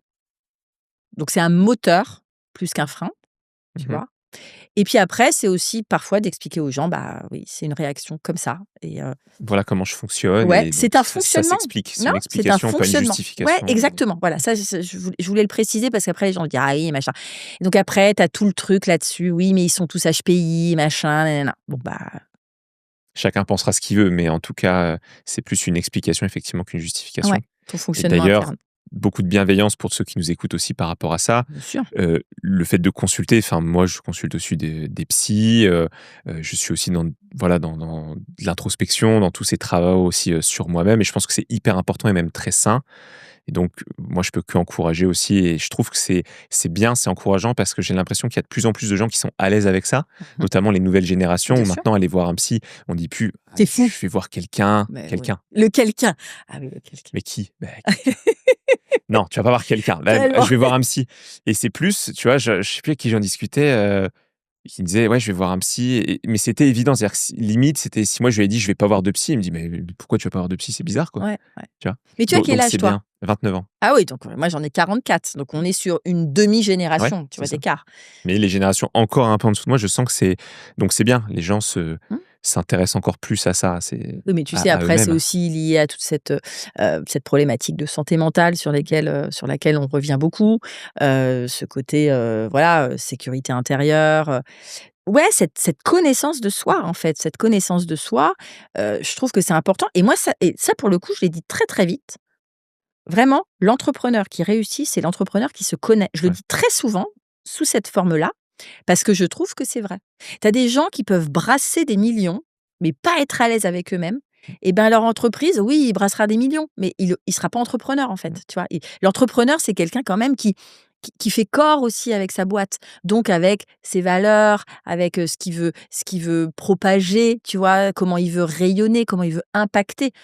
Et ceux qui moi, je fais fusion complètement avec ça, mais parce que derrière, voilà, j'ai travaillé et puis c'est voilà, c'est le puzzle et puis tu comprends, voilà, mon rapport à la créativité, mon rapport, voilà, à cette, cette ébullition mentale en permanence, cette arborescence, tu vois, de multiplier les projets, en fait, je me suis autorisée d'ouvrir plein de portes, professionnelles parce que je savais que j'allais pouvoir le faire bien. Tu vois, le fait de me lancer journaliste dans un podcast, les gens m'ont dit: «Qu'est-ce que tu vas foutre là-dedans?» Mmh. Bah, je savais que j'allais être tellement curieuse, cette nourriture-là vers les autres que j'allais le faire très bien et en fait, je le fais très bien, tu vois? Ouais. Donc donc ça te permet aussi de te dire, de te renforcer en fait, de Mmh. t'affirmer dans ton potentiel Ouais, et c'est de le clair. voir comme ça, Et les autres le ressentent. Moi, je crois beaucoup aussi à bien ça, sûr, l'énergie que tu dégages évidemment. quand tu es très aligné avec toi et que tu es bien dans un projet. Mmh. Bah, il y a pas à dire. Tu transmets quelque chose et la personne en face de toi, elle le ressent, que ce soit de la confiance, du Mmh. bien-être, de la Mmh. bienveillance, De de l'inspiration, de se dire: l'inspiration. «J'ai envie de faire la même Ouais. chose», voilà, bien sûr. Ouais, les gens le sentent, c'est Mmh. clair. Alors, je sais qu'il y a beaucoup de gens qui sont pas trop d'accord avec ça, des psychanalystes et autres aussi, mais moi, je pense que c'est aussi beaucoup lié parce que je peux pas trop jeter la pierre non plus aux anciennes générations qui l'ont pas trop fait. Je pense que c'est aussi beaucoup lié à ce qu'on appelle la pyramide de Maslow, en disant que, bah, nous, on arrive sur des moments où tous nos besoins primaires, tout est pleinement satisfait. Et je veux dire, même en France, c'est-à-dire que tu as quand même beaucoup, d'aides. Si tu perds ton emploi, tu as quand même le Mmh. chômage, tu as Mmh. le RSA, le revenu minimum d'activité, tu as tout un tas de choses qui font que de plus en plus, tu peux te concentrer vers toi, ton bien-être à toi, donc tu arrives vers le haut de la pyramide de Maslow. Mmh. Et puis il y a aussi un retour à la en ce moment avec tout ce qui va être écologie, consommer plus raisonné et cetera, où on va être beaucoup plus l'intelligence artificielle aussi, Mmh. beaucoup plus se questionner sur tout ça, donc c'est aussi je suis pas étonné que ça prenne ce chemin-là et je pense que ça explique aussi pourquoi les générations précédentes étaient peut-être moins là-dedans qu'on les, c'est pas le seul facteur, mais je Bien pense que ça sûr, bien sûr. l'explique aussi. Après, c'est l'ouverture aussi. Tu vois, les 2 derniers besoins qui sont les besoins d'appartenance et de reconnaissance ou Mmh, d'épanouissement, tu vois? Je trouve que c'est important. Plein de gens disent: «Ah oui, le bien-être au travail, ah oui, la quête de sens». C'est vrai qu'on en parle beaucoup. C'est pour ça qu'il y a beaucoup de reconversions. Il mmh, y a beaucoup de burn-out parce que les gens se posent des vraies questions. mmh. Et en fait, ta vie est courte. Donc, faut que ce soit une belle vie, quoi. Donc là, quand il y a des problèmes de santé, malheureusement, ça te tombe dessus et tu peux rien y faire. Tu as pas de contrôle là-dessus, ou si ce n'est de réagir du mieux que tu peux. Mmh. Mais tout le reste, tu as quand même, une action à faire. Donc faut pas avoir peur du changement, faut pas avoir peur, du regard des autres, faut effectivement, s'écouter. Je trouve que c'est important et moi, c'est ce que je veux transmettre à ma fille, tu vois, qui a 16 ans, qui longtemps s'est foutue de moi. «Ah oui, tu vas aller tu vas aller chercher des livres, à la Fnac, tu vas aller dans les rayons développement personnel et philosophie». Mais la philosophie, c'est Mmh. quoi? La philosophie, c'est l'amour de la sagesse. Mmh. Donc Mmh. être sage, c'est être capable de réfléchir, être capable de voir les choses autrement, être capable d'aimer, en fait, de Mmh. s'aimer soi-même, d'aimer les autres, d'aimer la nature, d'aimer tes projets. Mmh. Et je trouve que quand tu te crées une vie comme ça, je dis pas que je suis toujours en mode, comme ça, hein. J'ai des On est modes des un êtres humains, hein, Oui, il y j'ai a des des hauts modes et un des peu, bas. hystériques, vénères, et cetera. Bon, les gens le savent et désolée pour vous. Mais de manière générale, quand tu voilà, ta projection de vie, moi j'ai 44 ans, je suis grosso modo à la moitié, ça Mmh. c'est dur, mais j'ai envie de bouffer la vie, quoi. Mmh. Tu vois? J'ai envie, d'avoir un rapport au temps. Moi, je vois pas mes semaines passer parce que je fais plein de choses. Alors plein de gens me disent: «Oui, tu fuis des choses, ah là là là». Oui, sûrement, Mmh. d'accord? Sûrement. Mais je fais de mal à personne, déjà, hein, et Tu te fais plaisir dans ce que tu je fais. fais plaisir dans ce que je fais. Les gens, je vois bien que j'ai créé autour de moi une communauté de gens qui apprécient ce que je renvoie, qui apprécient cette énergie, qui me disent que je suis rayonnante dans le sens où je donne de la lumière, mais c'est pas je prends la lumière, c'est je la elle est là et hop, je vous la donne, en fait, et donc j'arrive à embarquer les gens, Mmh. et ça, c'est une vraie fierté, parce que, ouais, j'ai besoin des autres, moi. Moi, j'ai clairement besoin des autres. Mais ça, c'est, je comprends aussi ce travail sur soi. Je comprends qu'il y en a aussi beaucoup qui le alors soit qu'ils le fassent pas, soit qu'ils le fassent pas suffisamment, même Mmh. si j'encourage le maximum de gens à le faire. Parce qu'en fait et ça, c'est un truc que mon prof de psychanalyse nous a appris aussi, je trouve que c'est vrai et quand tu le comprends aussi, c'est quand tu commences à travailler sur toi, tu te dis: «Ce qui est top, c'est que je vais mieux me connaître, donc forcément, je vais aller vers des choses plus positives et grosso modo, ma vie sera mieux». C'est le Mmh. raccourci que tu peux faire. Mmh. Sauf qu'en fait, tu découvres en creusant, en faisant de l'introspection, qu'en fait, toute phase de psychanalyse ou de psychothérapie commence par une forte régression où tu vas aller creuser, toucher des moments très durs, très Ah bah difficiles, oui! avant qu'il y ait une progression. Tu vas Et aller c'est pour mettre ça que tu le en as nez beaucoup dans qui quelque lâchent chose qui sent avant. pas bon. Bah oui, et tu en as beaucoup qui lâchent, on se «Ouh là, attends, c'est un Bah, peu la dur». On peur. le fait pas. Et la peur, de se découvrir, de toucher des choses, de réveiller des choses Mais inconscientes alors que aussi. finalement, bien sûr que c'est douloureux, bien Ouais. sûr que ça fait immensément mal, mais c'est tellement salvateur. Mmh. Après, quand tu te détaches de ça, en tout cas que tu mets des mots Mmh. sur ce qui a pu te porter préjudice à l'intérieur de toi, qui était là, qui bouillonnait et qui te gangrénait, tu vois? Tu t'en libères. Tu ne les oublies pas, mais tu t'en libères et tu as un autre regard dessus, un regard même de dire: «Moi, je suis en train de me dire merci à tout ce qui m'est arrivé de négatif dans ma vie, Mmh. de bouleversant. de paralysant, de traumatisant, merci. C'est la première fois que je le dis, ça aussi. Merci. Merci pour l'exclusivité. Voilà. Non, mais parce que ça me rend tellement plus forte aujourd'hui, même si j'ai des moments de vulnérabilité, de fragilité, évidemment. Mais en fait, si tu fais la balance, ça me rend tellement plus forte d'affronter ça. Et en fait, toutes ces failles et ces fameuses blessures de l'âme, en fait, tu sens bien aussi qu'il y a moi, je sais qu'il y a quelque chose euh, qui m'a aidé à les transformer, en fait. Ces gens du signe, là, je sais pas ce que c'est. Euh, pas forcément Dieu, mais voilà, un univers, quelque chose dans l'univers, qui m'a dit, bah ok, hop, on va te le transformer. T'as eu Mmh. ça, t'as bien morflé, mais tu vas le transformer. Baudelaire, dans Les Fleurs du Mal, dit: «Donne-moi ta boue et j'en ferai de l'or». J'adore cette phrase. Mmh. Voilà, de Je transfigurer. connaissais pas. Voilà, D'accord. c'est beau, Ouais. de transfigurer, en fait, plutôt que de te vautrer dedans. Tu en as plein, hein, qui se raccrochent à ça, en disant: «Ah mais nanana et fais pas ça, parce que si, parce que ça», tu vois? Qui se complaignent. Mmh. Sors de là, va plus profond. Effectivement, c'est très bien dit quand tu dis: «Les gens sont là, puis ils vont faire 1 ou 2 séances, puis ils sortent, ils se oh là là, mon Dieu, Ouais, c'est un peu effrayant, c'est dur. je veux pas voir», mais ça va rien régler. Mmh. Le Non, ça truc, il c'est est là sûr. quand même, Ouais. hein. Ta noirceur, elle est là. Donc maintenant, c'est d'aller justement te confronter. J'ai vu un truc sur Instagram, c'était trop beau. C'était un fantôme hyper déformé, hyper flippant. Il sort d'une chambre et tu as une nana qui est là et soit il la bouffe en disant: «Bah, voilà, bah, tous tes traumas, ça va faire de toi quelque chose, de faible». Mmh. Et en fait, elle le regarde. Elle le regarde, elle le regarde, elle le regarde et à un moment, il se transforme et elle le prend dans ses bras. Et quand elle le prend dans ses bras, donc elle accueille en fait ces traumatismes, elle accueille ces pensées négatives, il disparaît et ça devient quelque chose de lumineux. Excuse-moi, ça c'est Ouais. j'ai trouvé ça tellement beau, Mmh. mais tellement vrai. Donc ayez le courage d'affronter aussi tout ça, parce qu'à la fin, vous verrez que Mmh. ça en vaut la peine. Et puis tout ce travail sur soi, il faut pas s'attendre à, être soigné après. Le but, c'est pas de soigner, le but, c'est de s'accepter, c'est de découvrir, c'est de Bien faire sûr, qu'un avec soi-même bien sûr. et d'être indulgent, compréhensif et voilà, c'est pas soigner, c'est accepter. Ça, c'est hyper Ah mais important c'est parce que hyper important et d'être que penser indulgent l'inverse? avec aussi tout ce rapport, Mmh. à la culpabilité sur plein de plans et de dire: «C'est moi». Mmh. Voilà. C'est moi, c'est je suis comme Mmh ça mh. et après je décide d'en faire, quelque chose. Ouais. Donc soit en étant, voilà, dans une négativité ou en étant, voilà, dans un élan, dans un mouvement et Positif et dans dynamique. l'action, en fait. Ouais. Tout est dans l'action. Tout est dans l'action. Je pense que, voilà, les gens qui sont apathiques, dans l'inertie, Mmh. «Je fais pas ça, je fais pas ça, je fais pas ça, je veux pas faire, j'ai peur de faire». Mmh. Ouais, mais Ouais. c'est un tempérament. C'est un tempérament et puis, c'est ouais, Bah, ça fait d'y même aller. partie de nous parce que psychologiquement, le mouvement, c'est ça qui en neurosciences, c'est le mouvement qui crée le développement de tes connexions neuronales.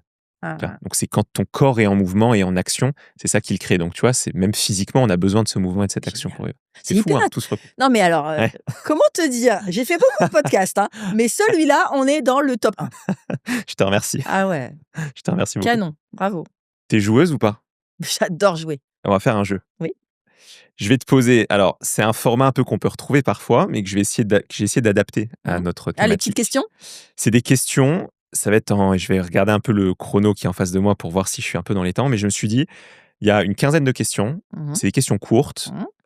70-90 secondes et les seules réponses que tu peux me donner, c'est oui, non ou un mot OK, spécifique et après on reviendra sur certaines questions qui t'ont un peu plus marqué ou que tu veux d'accord. développer pour Donc c'est apporter. soit oui, soit non, c'est moi qui choisis ce que je réponds? C'est oui, non ou un mot. D'accord, Tu vois, des fois, ça peut être, je sais pas, partage ou ça peut OK, être, d'accord, un truc qui te vient ou 2 j'adore, mots, tu vois? Mais l'idée, c'est pas de faire des pas beaucoup de développer. j'adore.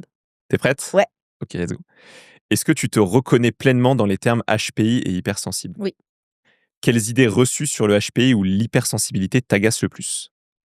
différent, Laquelle te semble au contraire la plus juste? différent, Ça marche, je prends. Est-ce que ton hypersensibilité améliore tes plats? Ta émotion. façon de faire, Oui, je mets la beaucoup cuisine? d'émotions. Mmh. Quelle est l'émotion que tu penses capter le plus chez les autres? Oh putain, c'est dur ça. La bienveillance. OK. Capter que je renvoie ou qu'on me donne? Un truc que toi, tu ressens le plus chez les gens? Ah, l'amour. L'amour, Mmh. OK. Est-ce que tu as un mot ou une métaphore préférée pour décrire ton cerveau et son fonctionnement? Waouh! Ouais, j'étais la chercher loin celle-là. Attends, repose-la moi. Est-ce que tu as un mot ou une métaphore pour décrire ton cerveau et son fonctionnement? Comment toi tu décrirais ton cerveau à quelqu'un qui le comprend pas ou qui le connaît pas? Ébullition. Ébullition. OK. On va reboucler sur tout à l'heure. Est-ce que tu as déjà masqué tes émotions ou tes ressentis pour t'adapter socialement? Malheureusement, oui. Est-ce que les idées reçues te freinent-elles dans l'expression de cette neurodivergence? L'a priori des gens ou les idées reçues des gens? Plus. Plus. Est-ce que parler publiquement de neurodivergence t'a libéré d'un poids? Oui. Quel a été ton plus grand apprentissage en matière d'auto-bienveillance ces dernières années et depuis notamment que tu as fait ton introspection? Bah, d'assumer qui je suis et que je suis une bonne personne. OK. Un lieu refuge en un mot. Pour toi, c'est quoi un refuge? L'Alsace. D'accord. La valeur qui est pour toi non négociable, donc la valeur humaine, depuis ta reconversion, depuis que tu t'es lancé. Le respect. Liberté ou sécurité? Liberté. Conformité ou originalité? Originalité. Et 2 dernières, est-ce que tu préfères le salé ou le sucré? Ah, je suis très salée, moi. Très salé. Et ton ingrédient préféré du moment? La fève de tonka. OK, Et là, marrant. tu te dis, c'est quoi? J'ai déjà entendu parler de la fève de En tonka, fait, c'est mais une fève comme ça une se fève de rapproche du ca cacao. oui, j'allais dire ça se rapproche du ca Physiquement, oui, mais quand tu la râpes, c'est, un mélange d'amandes, caramel et vanille. Donc dans une crème, par exemple, je fais une crème brûlée, foie gras, fève de tonka. Ah! J'ai déjà goûté foie gras, mais peut-être pas fève de tonka. Ouais. Est-ce que sur les questions que je t'ai posées, ou sinon je reviendrai sur quelques-unes, il y a des thématiques sur lesquelles tu as envie d'approfondir ou sur lesquelles tu as envie qu'on revienne particulièrement? Je sais pas, est-ce que toi, tu as envie d'accentuer des Bah, trucs? moi, il y a déjà toute cette partie, masquage, enfin le fait de Mmh. porter un masque, en Mmh. société. Mmh mh. Heu, Moi, je sais que je l'ai fait, je continue à le faire encore. Dans mon entourage, il y en a qui le font aussi, on peut en discuter. Quand on en prend conscience, c'est difficile après parce qu'on sent que ça fait partie de nous, c'est un peu un réflexe aussi de l'avoir, ce masque-là. Pour ceux qui nous écouteraient, qui pourraient se sentir dans cette situation-là, comment toi tu as fait peut-être pour t'en défaire ou en tout cas moins le subir aujourd'hui? En fait, déjà dire, ce n'est pas de notre faute. Mmh. Voilà, ce n'est pas de notre faute qu'on soit différent. Voilà, qu'on soit neurodivergent, neuroatypique. C'est pas de notre faute. C'est pas la faute des autres non plus. Mais il faut un moment s'en défaire parce que ça va vous épuiser. Mmh. Voilà. Moi, tu vois, ce qui est compliqué, avec cette idée d'adaptation, c'est que je suis à la fois très, très sociable. J'adore les gens. Mais alors quand ma batterie sociale, elle est à plat, elle est à plat de manière gravissime et il faut vraiment que j'aille dans ma grotte. Ouais. Voilà. Et ça, il y a plein de gens qui ne le comprennent pas. Moi, comme je suis très sociable, les gens me sursollicitent en permanence parce que j'ai une capacité, tu vois, de cette effervescence-là justement, de réfléchir à 15 000 trucs à la fois. Sauf qu'en fait, maintenant, je leur explique et donc merci à toi parce que je leur expliquerai aussi que parfois, il faut qu'on me laisse tranquille. Parce que sinon, je vais être désagréable et là, du coup, il y a Shrek qui va sortir, Hulk Ou qui va Fiona? sortir, ou Fiona toute verte, avec ses couettes, et ça va être méchant. Mais mais oui, c'est difficile cette adaptation. Mais tu vois, ce mot adaptation, je l'ai compris que quand j'étais HPI. Il y avait plein de choses, je me disais: «Oui, je me sens pas à l'aise» et tu vois, ma fille, par exemple, elle a du mal à s'adapter et moi, je lui explique que bah, s'adapter, pour moi, c'est difficile aussi. Parfois, je voudrais, assumer parce que c'est fatigant. Elle me voit très sociable alors qu'elle, elle est très timide. Elle se dit: «Bah, du coup, Virginie, elle est pas HPI». Bah, non, mais parce qu'en fait, j'ai un travail qui est tellement fort sur moi que c'est pour ça que je suis épuisée.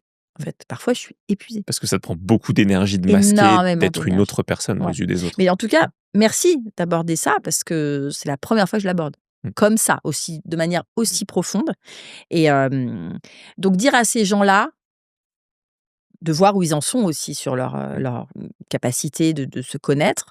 Mais, mais ouais, surtout tu l'as dit tout à l'heure, l'auto-indulgence. Je trouve que c'est tellement important. L'autocompassion, l'auto-indulgence, l'auto-bienveillance Mmh. et de pas se flageller en disant: «Tu es différent, du coup, tu vas pas être aimé». C'est pas ça. C'est, tu es différent et tu en fais une force et les gens en face, tu peux leur apporter quelque chose même si tu es différent. Donc ne pas se conformer. Ah oui, cette idée de conformité là, Ouais. mais je suis Mmh. anticonformiste à mort, quoi. Après, c'est quelque chose qui se crée aussi dans l'éducation, Oui. quand tu es enfant, tu vois? C'est la société aussi, l'éducation de tes parents, de l'école et cetera, qui te met Case. dans des cases, ouais, c'est Mmh. alors après, il faut réussir à s'en défaire, ou pas. Ça, Mmh. c'est le travail de chacun et puis après, ce qu'il faut aussi, avoir en tête, c'est que bon, moi, c'est ma nature aussi très optimiste, mais j'ai quand même le sentiment que c'est toujours les 80-20, la loi de Pareto. Je pense que tu as quand même 80 des gens qui sont globalement très bienveillants et quand tu leur expliques ça, à partir du moment où tu sais communiquer, tout est une question de communication de toute façon. Bien sûr. Elle communique même de communication pour la dédicace, mais à partir du moment où tu arrives à communiquer avec les autres et à leur expliquer, je pense que tu as la plupart des gens qui peuvent le comprendre Mmh. et être OK avec ça à partir Bien du moment sûr, où ils le savent, en bien fait. sûr, bien sûr. On revient sur l'idée de respect Ouais. aussi. Respect de l'altérité, Mmh. en fait. De la même manière, je veux pas dire que c'est un handicap. Tu vois, les gens handicapés, on essaye de dire, bah, on veut pas les montrer comme étant Mmh. handicapés, on les fait se sentir être comme nous, qui sommes valides. Mais tu vois, on s'adapte aussi. Mmh Donc, mh. et puis pourquoi ce serait à nous de nous adapter Mmh. aussi? Tu vois, la question, elle est à double sens. Mais oui, faut savoir s'entourer, faut savoir le sentir. Bon, nous, on a aussi une capacité d'intuition qui est assez forte, donc on est capable aussi de se dire: «Bon, OK, là, toi, tu m'as fait un truc, je le sens pas, allez, ça Ouais. dégage», tu vois? Puis assez intransigeant. Moi, je maintenant, j'assume d'être aussi intransigeante et j'assume de dire non pour me dire oui. Ça, j'aime bien cette phrase. De dire non à des choses, pour me dire oui, Mmh. sans culpabiliser, sans m'excuser, en fait. J'ai lu une phrase à propos de ça dans un livre, mais c'était il y a Très quelques mois. littéraire tout ça, hein. Notez! Mmh. Prenez votre petit Beaucoup de carnet. références, Mmh. qu'on essaiera de retrouver, que j'essaierai de mettre en description. Le Mais pauvre. ça va être dur. Quoique non, parce que je tiens quand même je suis assez carré là-dessus. J'ai une base de connaissances sur, où je note pas mal de choses comme ça, donc j'arrive à retrouver assez facilement sur une application. Mais j'avais lu une phrase dans un livre dont j'ai oublié le nom, qui m'avait assez marqué, que je me suis noté d'ailleurs dans cet espace de travail en ligne que j'ai, qui disait: «Un oui doit être protégé par une armée de non». Oh, c'est Et je trouve beau! que c'était beau, c'était bien imagé Oh, et c'est c'est trop vrai qu'en beau! fait, le oui, on le dit tellement facilement parce que c'est Mmh. l'acceptation, c'est beaucoup plus simple. Mmh. Mais en fait, le oui doit être précieux, son oui. C'est son temps, c'est son énergie, c'est sa volonté, c'est ses envies et donc savoir dire non, c'est aussi protéger son oui et c'est aussi se respecter Trop soi-même, beau, quoi. trop beau. Mais tu vois, on revient à Ouais. cette même idée de se respecter Mmh. aussi, de respecter ce qu'on veut, ce qu'on ne veut pas, ce qu'on sent, ce qu'on sent pas Mmh. et puis, pour créer des belles interactions, en fait. Mmh. C'est à mi-chemin entre la psychologie et la poésie, ce podcast. Ouais, non mais je bah, C'est c'est bien, marrant. c'est très bien. On n'a pas parlé de l'anxiété. Quid de l'anxiété? Hop, hop, hop. Gros sujet aussi. Gros Ouais. sujet. Bon ça Moi, je sais que j'en suis j'en ressens beaucoup. Je suis quelqu'un de très anxieux, même mmh. si, encore une fois, socialement, je le montre pas. J'ai appris à la plupart des gens, d'ailleurs, sont assez surpris quand ils disent: «Ah, tu stressé ou anxieux, toi?» Mmh. Eh ben, oui. Mais, c'est quoi ton rapport, toi, à l'anxiété, justement? Oh bah, c'est mon compagnon de vie. J'essaye de l'apprivoiser, mais non, je suis quelqu'un de très anxieux, oui, je pense que et puis de très contrôlant, en fait, ça va avec. Cette idée, ce perfectionnisme, d'être toujours dans, je veux que tout soit parfait, donc du coup, j'ai peur que ce soit pas Mmh. parfait, j'ai peur de décevoir. C'est vrai que depuis tout à l'heure, je dis: «Faut contrôler vos peurs, faut apprivoiser vos peurs», parce que dans vos peurs se trouve le meilleur, en fait, aussi, quand tu contournes la peur ou que tu traverses la peur, que tu embrasses la peur. Mais moi, je suis quelqu'un de très anxieux et j'essaye de ne pas faire payer mon entourage, tu vois? Ou de ne pas faire payer les gens, Mmh. de ce côté stress parce que c'est vrai que je mets beaucoup, beaucoup, beaucoup de pression, en Ouais. fait. Je déjà en termes d'énergie, j'ai une énergie vraiment, surdéployée en permanence parce que je fais plein de projets et que chaque projet me demande une exigence et en fait ce rapport à l'exigence, tu vois? Mmh. À l'exigence, à l'excellence, et puis au regard de l'autre. Voilà, je suis anxieuse parce que j'ai peur de louper, parce qu'en face, j'ai peur que les gens soient déçus. Et ça, tu le gères comment? Au quotidien, quand tu as des pics très forts d'anxiété, est-ce que c'est tu une technique, Alors de la j'ai respiration, alors j'ai un des coach depuis peu, Ronnie, coach, beaucoup de dédicaces. On mettra tous les arrobas, tous les hashtags dans la description. Enfin professionnel et préparateur mental et physique. Donc il me dit: «Oui, quand tu sens que ton émotion déborde, il faut que tu respires, il faut que tu visualises des choses et cetera». Mon espace ressource justement, mon Alsace, mes montagnes, mes sapins, d'essayer de respirer. Respirer et surtout de dédramatiser. Il faut que j'arrive à dédramatiser parce que être anxieux, quand tu es à l'hôpital et que tu attends un diagnostic, ouais, là, ça tu peux comprendre parce qu'il y a des vraies conséquences. Moi, j'essaye de me dire: «Finalement», mon mari va être mort de rire quand il va voir ça parce que je suis pas comme ça à la maison, mais de dire: «C'est pas grave». Mmh. Voilà, c'est pas grave, on est dans un métier aussi, par rapport à des médecins ou des chirurgiens, parce qu'il s'avère en plus que l'oncle de mon mari, Nouvelle dédicace. voilà, Jean-Noël, c'est un très grand chirurgien cardiaque. Là, tu te dis: «OK, tu as des vraies conséquences, le mec, il peut y passer». Moi, si ma viande, elle est enfin mal cuite, que ma carotte, elle est pas bonne, elle est trop salée, c'est pas grave. Mmh. Il y a pas ouais, Tu vois? Donc les il y a enjeux, pas d'enjeu du tout. il faut que j'arrive, mais tu vois, le fait de te le dire, je vais l'acter, les gens vont l'entendre, ils vont dire: «Ah mais attends Virginie, du coup, tu as posé le truc, donc maintenant tu vas changer». Mais c'est difficile, ça pour le coup, c'est très Ouais. difficile. Mmh. Non, je suis d'accord avec toi et ce que j'essaye de faire moi personnellement, c'est j'essaye de voir, de gamifier un peu ça, de voir la vie comme un jeu, tu vois? De gamifier, Ouais, ah très bien, ce petit trop néologisme, d'anglicisme j'aime dans bien. le Non mais c'est beau, dans ce c'est beau. mais Ouais. de voir la vie plus comme un jeu Mmh. et de me dire: «OK, je suis un personnage de mon propre jeu, Mmh. j'écris mes règles». Alors ça veut pas dire que je me mets des contraintes et cetera, mais ça veut dire que je sais ce que je peux accepter, pas accepter, comment je fonctionne. Donc ça, c'est des compétences, Mmh. des caractéristiques, des super pouvoirs et cetera. Mmh. Et de me dire: «OK, quand je vais prendre une décision ou faire quelque chose» ou pour justement prendre du recul, de me dire: «Est-ce que la conséquence de ça, ça va être un game over? Est-ce que ça va mettre fin au jeu?» Sous-entendu, est-ce que c'est un enjeu vital? Ou est-ce que finalement, ouais, c'est peut-être juste par moment, tu t'es un peu loupé, bon, ça arrive à tout le monde, Mmh. t'en parleras à ton client ou t'en parleras à ta famille ou tu t'excuseras Mmh. ou Mmh. voilà Mmh. Mmh. et ça passera. Ça marche pas toujours, mais ça aide, je trouve, à Ah tu vois? Donc on relativiser revient sur la même idée. Oui, oui, non mais c'est vrai. C'est vrai de mais après, moi je dis toujours, hein, accord Toltec, hein, je fais de mon mieux, hein. C'est compliqué ça, mais ça te permet aussi pas de te dédouaner, mais de dire, on se met toujours, tu vois, des la barre haut, voilà, faut faire ci, faut faire ça, faut se comporter comme ci, faut se comporter comme ça. Voilà, on est imparfait. On est imparfait. On a bien sûr, des défauts. Oui, même moi, j'ai des défauts. Heu, mais c'est essayer que en tout cas, ces moments-là ne détruisent pas les autres. Mmh, Voilà, c'est plus ça. Parce que le seul enjeu, c'est de faire du mal à l'autre, mmh. plutôt que voilà effectivement de mourir. Mais non, non, non, l'anxiété, Ouais, ça c'est pareil, on m'a jamais posé ouais. cette question-là. Je vais rentrer chez moi, je vais me dire: Ça va nourrir une «Ouais, réflexion en plus. ouais, Et intéressant». dans ces accords Toltec, parce que il y a beaucoup de personnes, je pense qu'ils l'ont enfin, c'est un livre très connu.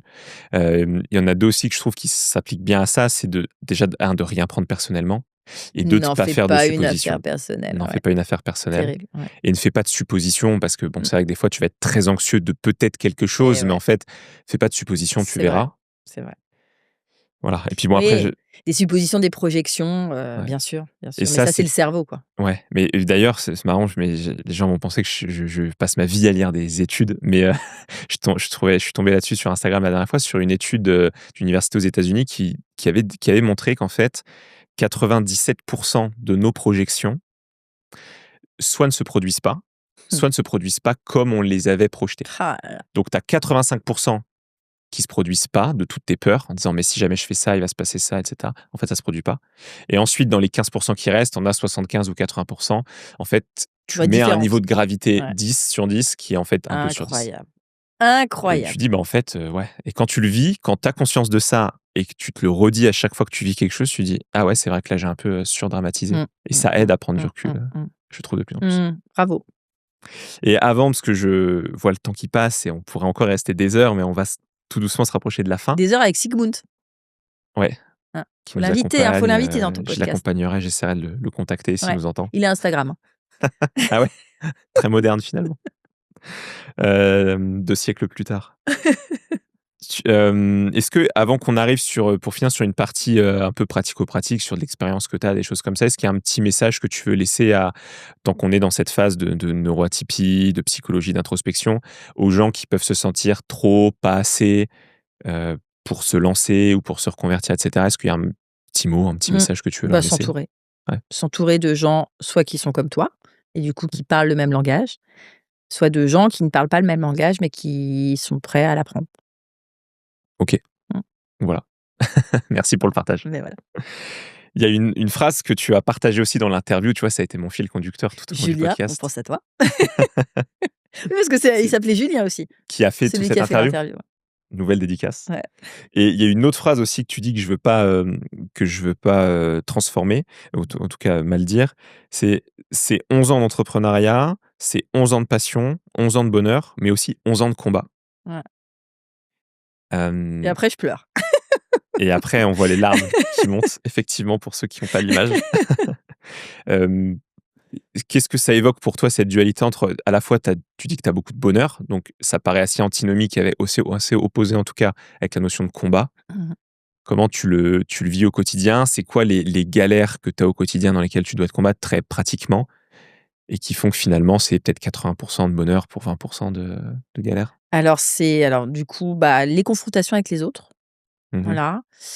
Puis au moment où je pleure, c'est parce que je parle beaucoup de ma fille, et j'en parlais tout à l'heure de la culpabilité et donc cette dichotomie, tu vois, entre j'ai envie de m'épanouir, dans cette entreprise, dans laquelle je sais que je fais très bien, où je suis à ma place et puis, après mon rôle de maman qui peut être mis à mal, parce que voilà, clairement, ce fameux équilibre vie pro, vie perso, Mmh. c'est compliqué. Plus Voilà. une harmonie Ouais, entre les 2 une qu'un harmonie et puis équilibre. d'essayer de dégager du temps donc voilà, donc les combats, en fait, c'est les combats déjà contre moi-même, hein, c'est-à-dire, d'essayer de me limiter, dans, cette explosion de projets, cette Mmh. volonté de faire 1000 trucs à la fois, pour derrière aller me prouver des choses et prouver aux autres et voilà, qui ont pas cru en moi et cetera. Bon, il y a aussi tout un jeu peut-être, pas malsain mais, voilà, d'une identité un peu fragilisée.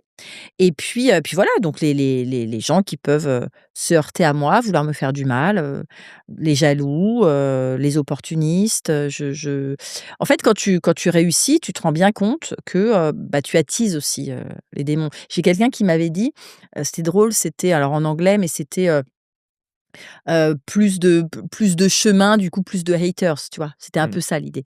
Et en fait, oui, plus tu avances, plus tu renvoies les choses aux autres en disant: elle y arrive, pourquoi pas moi? Mais tu peux le faire. Je ne t'empêche pas de le faire». Et il est là aussi tout le problème.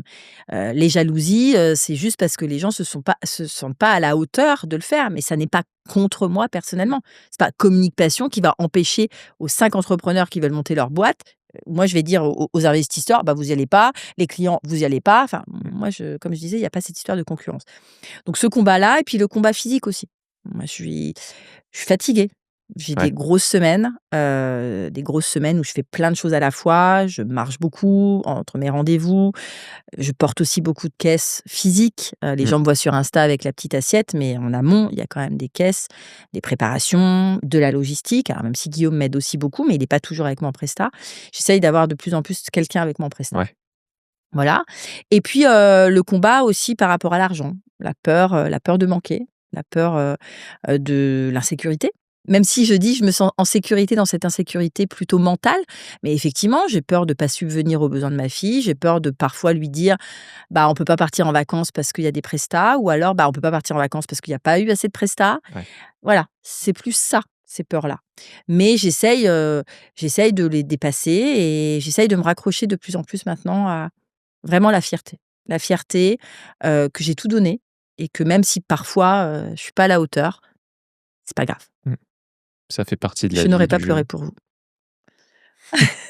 Pareil, presque déçu. Eh oui. Non, je rigole. Hem et du coup, c'est quoi les premières galères quand tu as ce combat dont tu parlais? Quand tu te lances, parce que à la fois tu te lances dans l'entrepreneuriat et à la fois tu te reconvertis, tu fais les 2 en un. Mmh. C'est quoi les premières galères quand tu arrives? Donc tu parlais de trouver les clients, donc Mmh. c'est là où tu vas te rapprocher d'une agence de référencement. Mmh. Est-ce qu'il y a d'autres galères sur, je sais pas, la partie administrative, fiscale, Oui, alors tout gestion? ça, moi, je suis une grosse naze. Voilà, moi je suis, vraiment la créative artiste, voilà, qui adore, voilà, être dans le côté un peu perché, donc heureusement que j'ai un mari qui gère tout ça. Oui, bien sûr, le côté pratico-pratique, tu vois? D'avoir peur de faire mal, tu vois? De faire mal ta déclaration, de pas donner assez à l'URSSAF, ta TVA et cetera, tout ça, bon. Après, la difficulté que j'ai eue, c'est de m'éloigner des gens, qui étaient salariés et avec qui j'avais plus rien en commun. Ça a été compliqué. Dans Ça a tes été amis? compliqué, Dans ton ouais, entourage ça a d'amis? été compliqué de l'accepter. Longtemps, ça a été bancal, ça a été des tensions, ça a été de la justification en permanence, donc culpabilisation/justification. Je peux pas venir, je suis fatiguée, je peux pas venir, je travaille. Je peux pas venir, j'ai pas envie. Puis à la fin, c'est stop. Je ne partage plus rien avec toi, donc je ne suis plus dans ta vie. Et c'est OK, en fait. C'est pas grave. Mais ça aussi, il faut le comprendre que quand tu es moi, je suis une âme d'entrepreneur. Voilà, je le sais. Ce qui n'est pas le cas de Guillaume et c'est pas grave parce que c'est pas lui qui porte en soi le truc. Mais, faut sentir aussi que tu vas être confronté à des gens qui vont te renvoyer une image. Tu travailles trop, faut que tu te reposes, enfin, tu vois? Les injonctions parce qu'eux, ils sont pas dans le même voilà. Bah, oui, mais il faut que tu te reposes, faut que tu travailles moins. Ouais, mais toi, tu as ton salaire à la fin du mois. Mmh. Donc, c'est facile de dire: «Bah, je me repose. J'ai besoin de me reposer. Mon corps a besoin de me reposer». Bah, oui, mais tu peux le faire. Moi, parfois, j'ai dû faire des choix. En fait, les combats aussi, c'est dans les choix Mmh. que j'ai faits. Donc, des week-ends où parce que moi, je travaille beaucoup, les week-ends, les soirs, bah, où j'avais prévu un week-end en famille. Oui, je vais voir belle-maman, je vais Mmh. voir, la tante et cetera et puis tout est calé et puis, bah, finalement, il y a une belle presta qui tombe. Belle presta, tu vois? Mmh. 2 000-3 000 €. Tu dis: Mmh. «Ah merde!» Mmh. Donc tu Première ouais. fois, je dis: «Bon allez, c'est pas grave». Puis deuxième fois, je dis: «Bah si, en fait, ça me saoule parce que je vais pas apprécier le week-end en me disant: "Ah, j'ai loupé"». Tu vas culpabiliser de pas avoir pris, Voilà. Donc maintenant, je me dis: «Priorité», c'est dur, mais priorité à la boîte. Voilà et j'essaye, voilà, là, tu vois, je pars, je fais 2 jours à Disney avec ma fille. Ça fait longtemps qu'elle veut partir donc on va faire un week-end et 2 jours après, j'ai une presta qui est tombée. Bon, bah, voilà, c'est Guillaume qui va la faire avec, mmh, une équipe, voilà. Mais moi, il y a pas de souci. Je délègue de plus en plus. Là, au bout de 12 ans, je commence à déléguer et je commence à dire: «Je veux pas faire ça. mmh, Je n'ai pas de valeur ajoutée à faire ça». Donc c'est aussi une évolution en permanence, en fait, en fonction de ce succès-là. Et le vrai combat, et ça, je le dis aussi dans la vidéo, le vrai combat, c'est que plein de gens me voient comme quelqu'un qui a réussi, c'est vrai et je dis clairement: «Le plus dur, c'est de rester». mmh. Mon combat aujourd'hui, c'est de rester. Mon combat, c'est de continuer à donner envie aux gens de faire appel à moi, de surprendre, De pas te de reposer sur tes de pas lauriers, me sur tes reposer acquis. sur voilà, sur mes acquis, de dire: «Voilà, c'est bon, j'ai ma petite communauté, j'ai mes clients qui m'adorent et qui vont me recommander le bouche à» non, non, j'ouvre des nouvelles portes, en fait, en permanence. Je vais créer les opportunités. Je vais aller chercher les opportunités, tout le temps. Donc ça aussi, c'est épuisant. Mais je pense que si aujourd'hui je suis assise comme ça, Mmh. sur un pont d'or, parce que je suis multimilliardaire évidemment, c'est parce que, voilà, je fais des C'est pour ça que tu m'as mis une sacrifices. mallette de cash d'ailleurs en arrivant Exactement, que en billets de et 500. donc ça prouve que tu n'es pas venu pour le cash. Tu vas vivre le mais Ouais. voilà, c'est ça aussi, tu vois? C'est Mmh, d'accepter de faire des sacrifices. Il y aura des moments très inconfortables, mmh. mais et surtout, il y en aura toujours. Ouais, Il y mais ça aura fait jamais partie de fin. la vie aussi.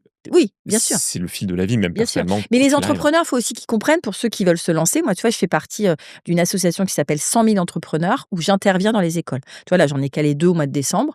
Ouais. Hem, voilà, c'est des BTS ou c'est, des terminales ou même des secondes et en fait, quand j'arrive, je leur pose la question: «Pourquoi vous voulez entreprendre? Pourquoi vous voulez créer Mmh. votre boîte?» 2 choses: «Je veux être libre, pas de patron et je veux gagner de l'argent».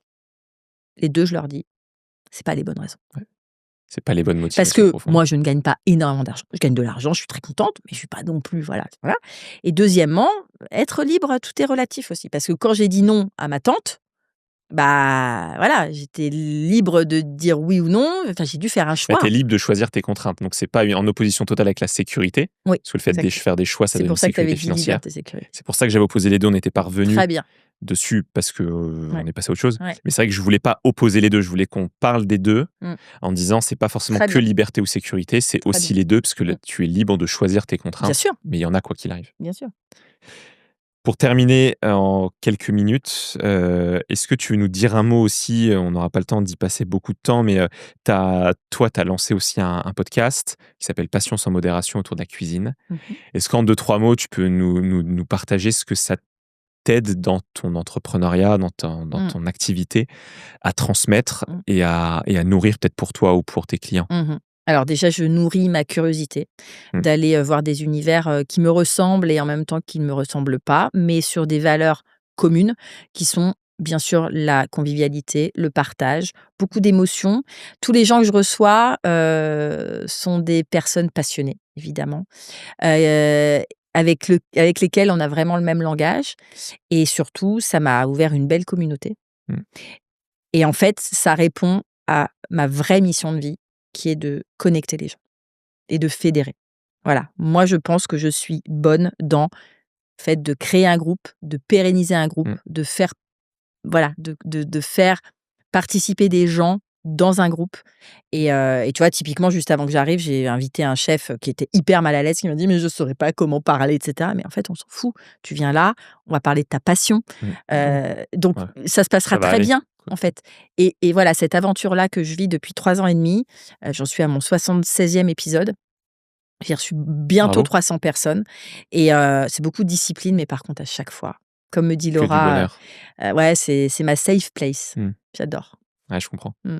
Et d'ailleurs, bon, je le dis pour les gens parce qu'on n'aura pas le temps d'aller beaucoup plus loin dessus, mais à la fin, les auditeurs ont l'habitude que je déconstruise un mythe ou un cliché sur l'entrepreneuriat et donc c'était la liberté. C'est pour ça que j'en ai parlé aussi un peu en 2 mots, en disant que la liberté, c'est enfin l'entrepreneuriat, c'est la liberté, mais de déconstruire ça en disant: «Non, c'est pas» enfin, attention à ce qu'on dit, ce qu'on entend par Mmh. liberté.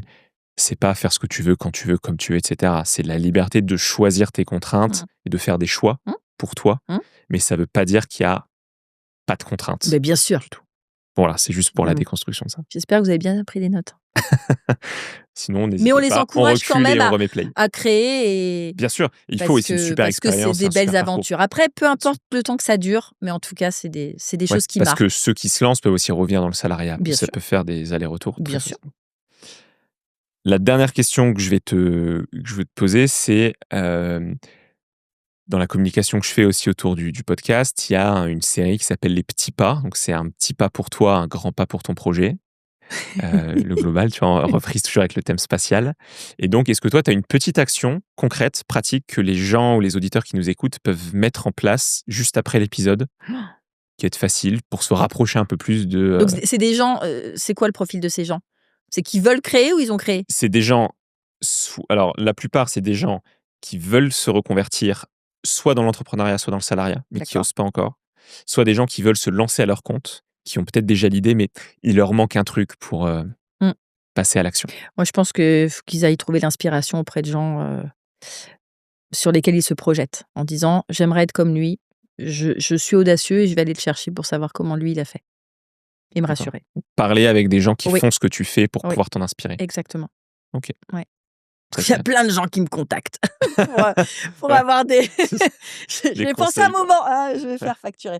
Tu vas Mais voilà, mais ça je trouve que c'est important parce que c'est le côté humain aussi, tu vois? Donc d'aller chercher quelqu'un, en disant: «Bah, voilà, comment vous mmh. avez fait vous et rassurez-moi un petit peu». Se rassurer, c'est important. Heureusement que tu as pas peur de la concurrence parce que du coup, tu vas créer plein de concurrence si tu as plein de gens qui te Je vous contactent attends, pour se lancer. je vous attends. Et du coup, pour clôturer, «Oh non! le Julien, non, on podcast, clôture pas!» malheureusement, Oh non, toutes les bonnes choses ont une fin. mais oui, c'est ça. FAIM, bien sûr, Exactement. On peut le voir comme dans plein d'écritures possibles. c'est ça. En plus, il est 13h38, moi j'ai pas déjeuné, Bah oui, donc voilà. c'est la FIN et moi je vais aller manger parce que j'ai aussi faim, C'est ça. FAIAM. Je trouve que le feedback est hyper important dans tout projet entrepreneurial, donc un peu le mot de la fin, enfin le mot de la fin ce sera, où est-ce qu'on peut te retrouver? Mmh. Mais le précédent mot de la fin, c'est qu'est-ce que toi tu changerais ou t'améliorerais dans le podcast? Que ce soit dans le format de la communication que tu as pu voir, dans l'échange qu'on a aujourd'hui, dans ce que tu veux. Moi, j'ai adoré. Ouais, Franchement, c'est hyper moi j'ai adoré, je m'attendais pas à quelque chose d'aussi profond. ouais.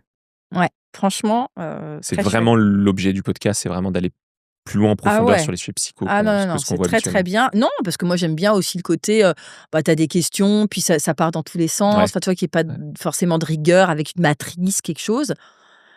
Non, non, mais c'est vrai que Sigmund, il pourrait être avec nous. Mmh. Il l'est Voilà. peut-être d'ailleurs, Ouais, sans qu'on sache. voilà. Peut-être caché derrière la porte. Non, non, mais même, tu vois, tu as donné tu des données, c'est très documenté, non, je trouve ça très bien, bravo. Non, Bah, vraiment écoute, bravo, merci et avec le content que cœur. tu aies passé un bon moment. Mmh. Et le vrai mot de la fin, du coup, où est-ce qu'on peut te retrouver, que les gens qui nous suivent peuvent, enfin, c'est là ma caméra. Un peu partout. Les gens peuvent te retrouver, donc c'est quoi? Il y a Instagram, on mettra en description, Communique Donc le nom de ma Passion. boîte, c'est Communique Passion, mon site communique-passion.fr, Passion sans modération sur, toutes les plateformes d'écoute et puis je suis beaucoup sur, LinkedIn et Instagram et peut-être bientôt dans votre cuisine. Merci beaucoup pour ton temps, Virginie. Merci Merci pour le Julien. partage. Merci à vous tous qui nous écoutez, de nous écouter jusque-là. Merci de soutenir le podcast. Je le redis, mais ça nous aide vraiment. N'hésitez pas à vous abonner si vous n'êtes pas abonné, à nous laisser un commentaire également, que ça vous ait plu, que ça vous ait pas plu. Mais n'hésitez pas ou n'hésite pas à nous laisser ton feedback et tes retours. Et puis, je vous dis à tous à la prochaine transmission.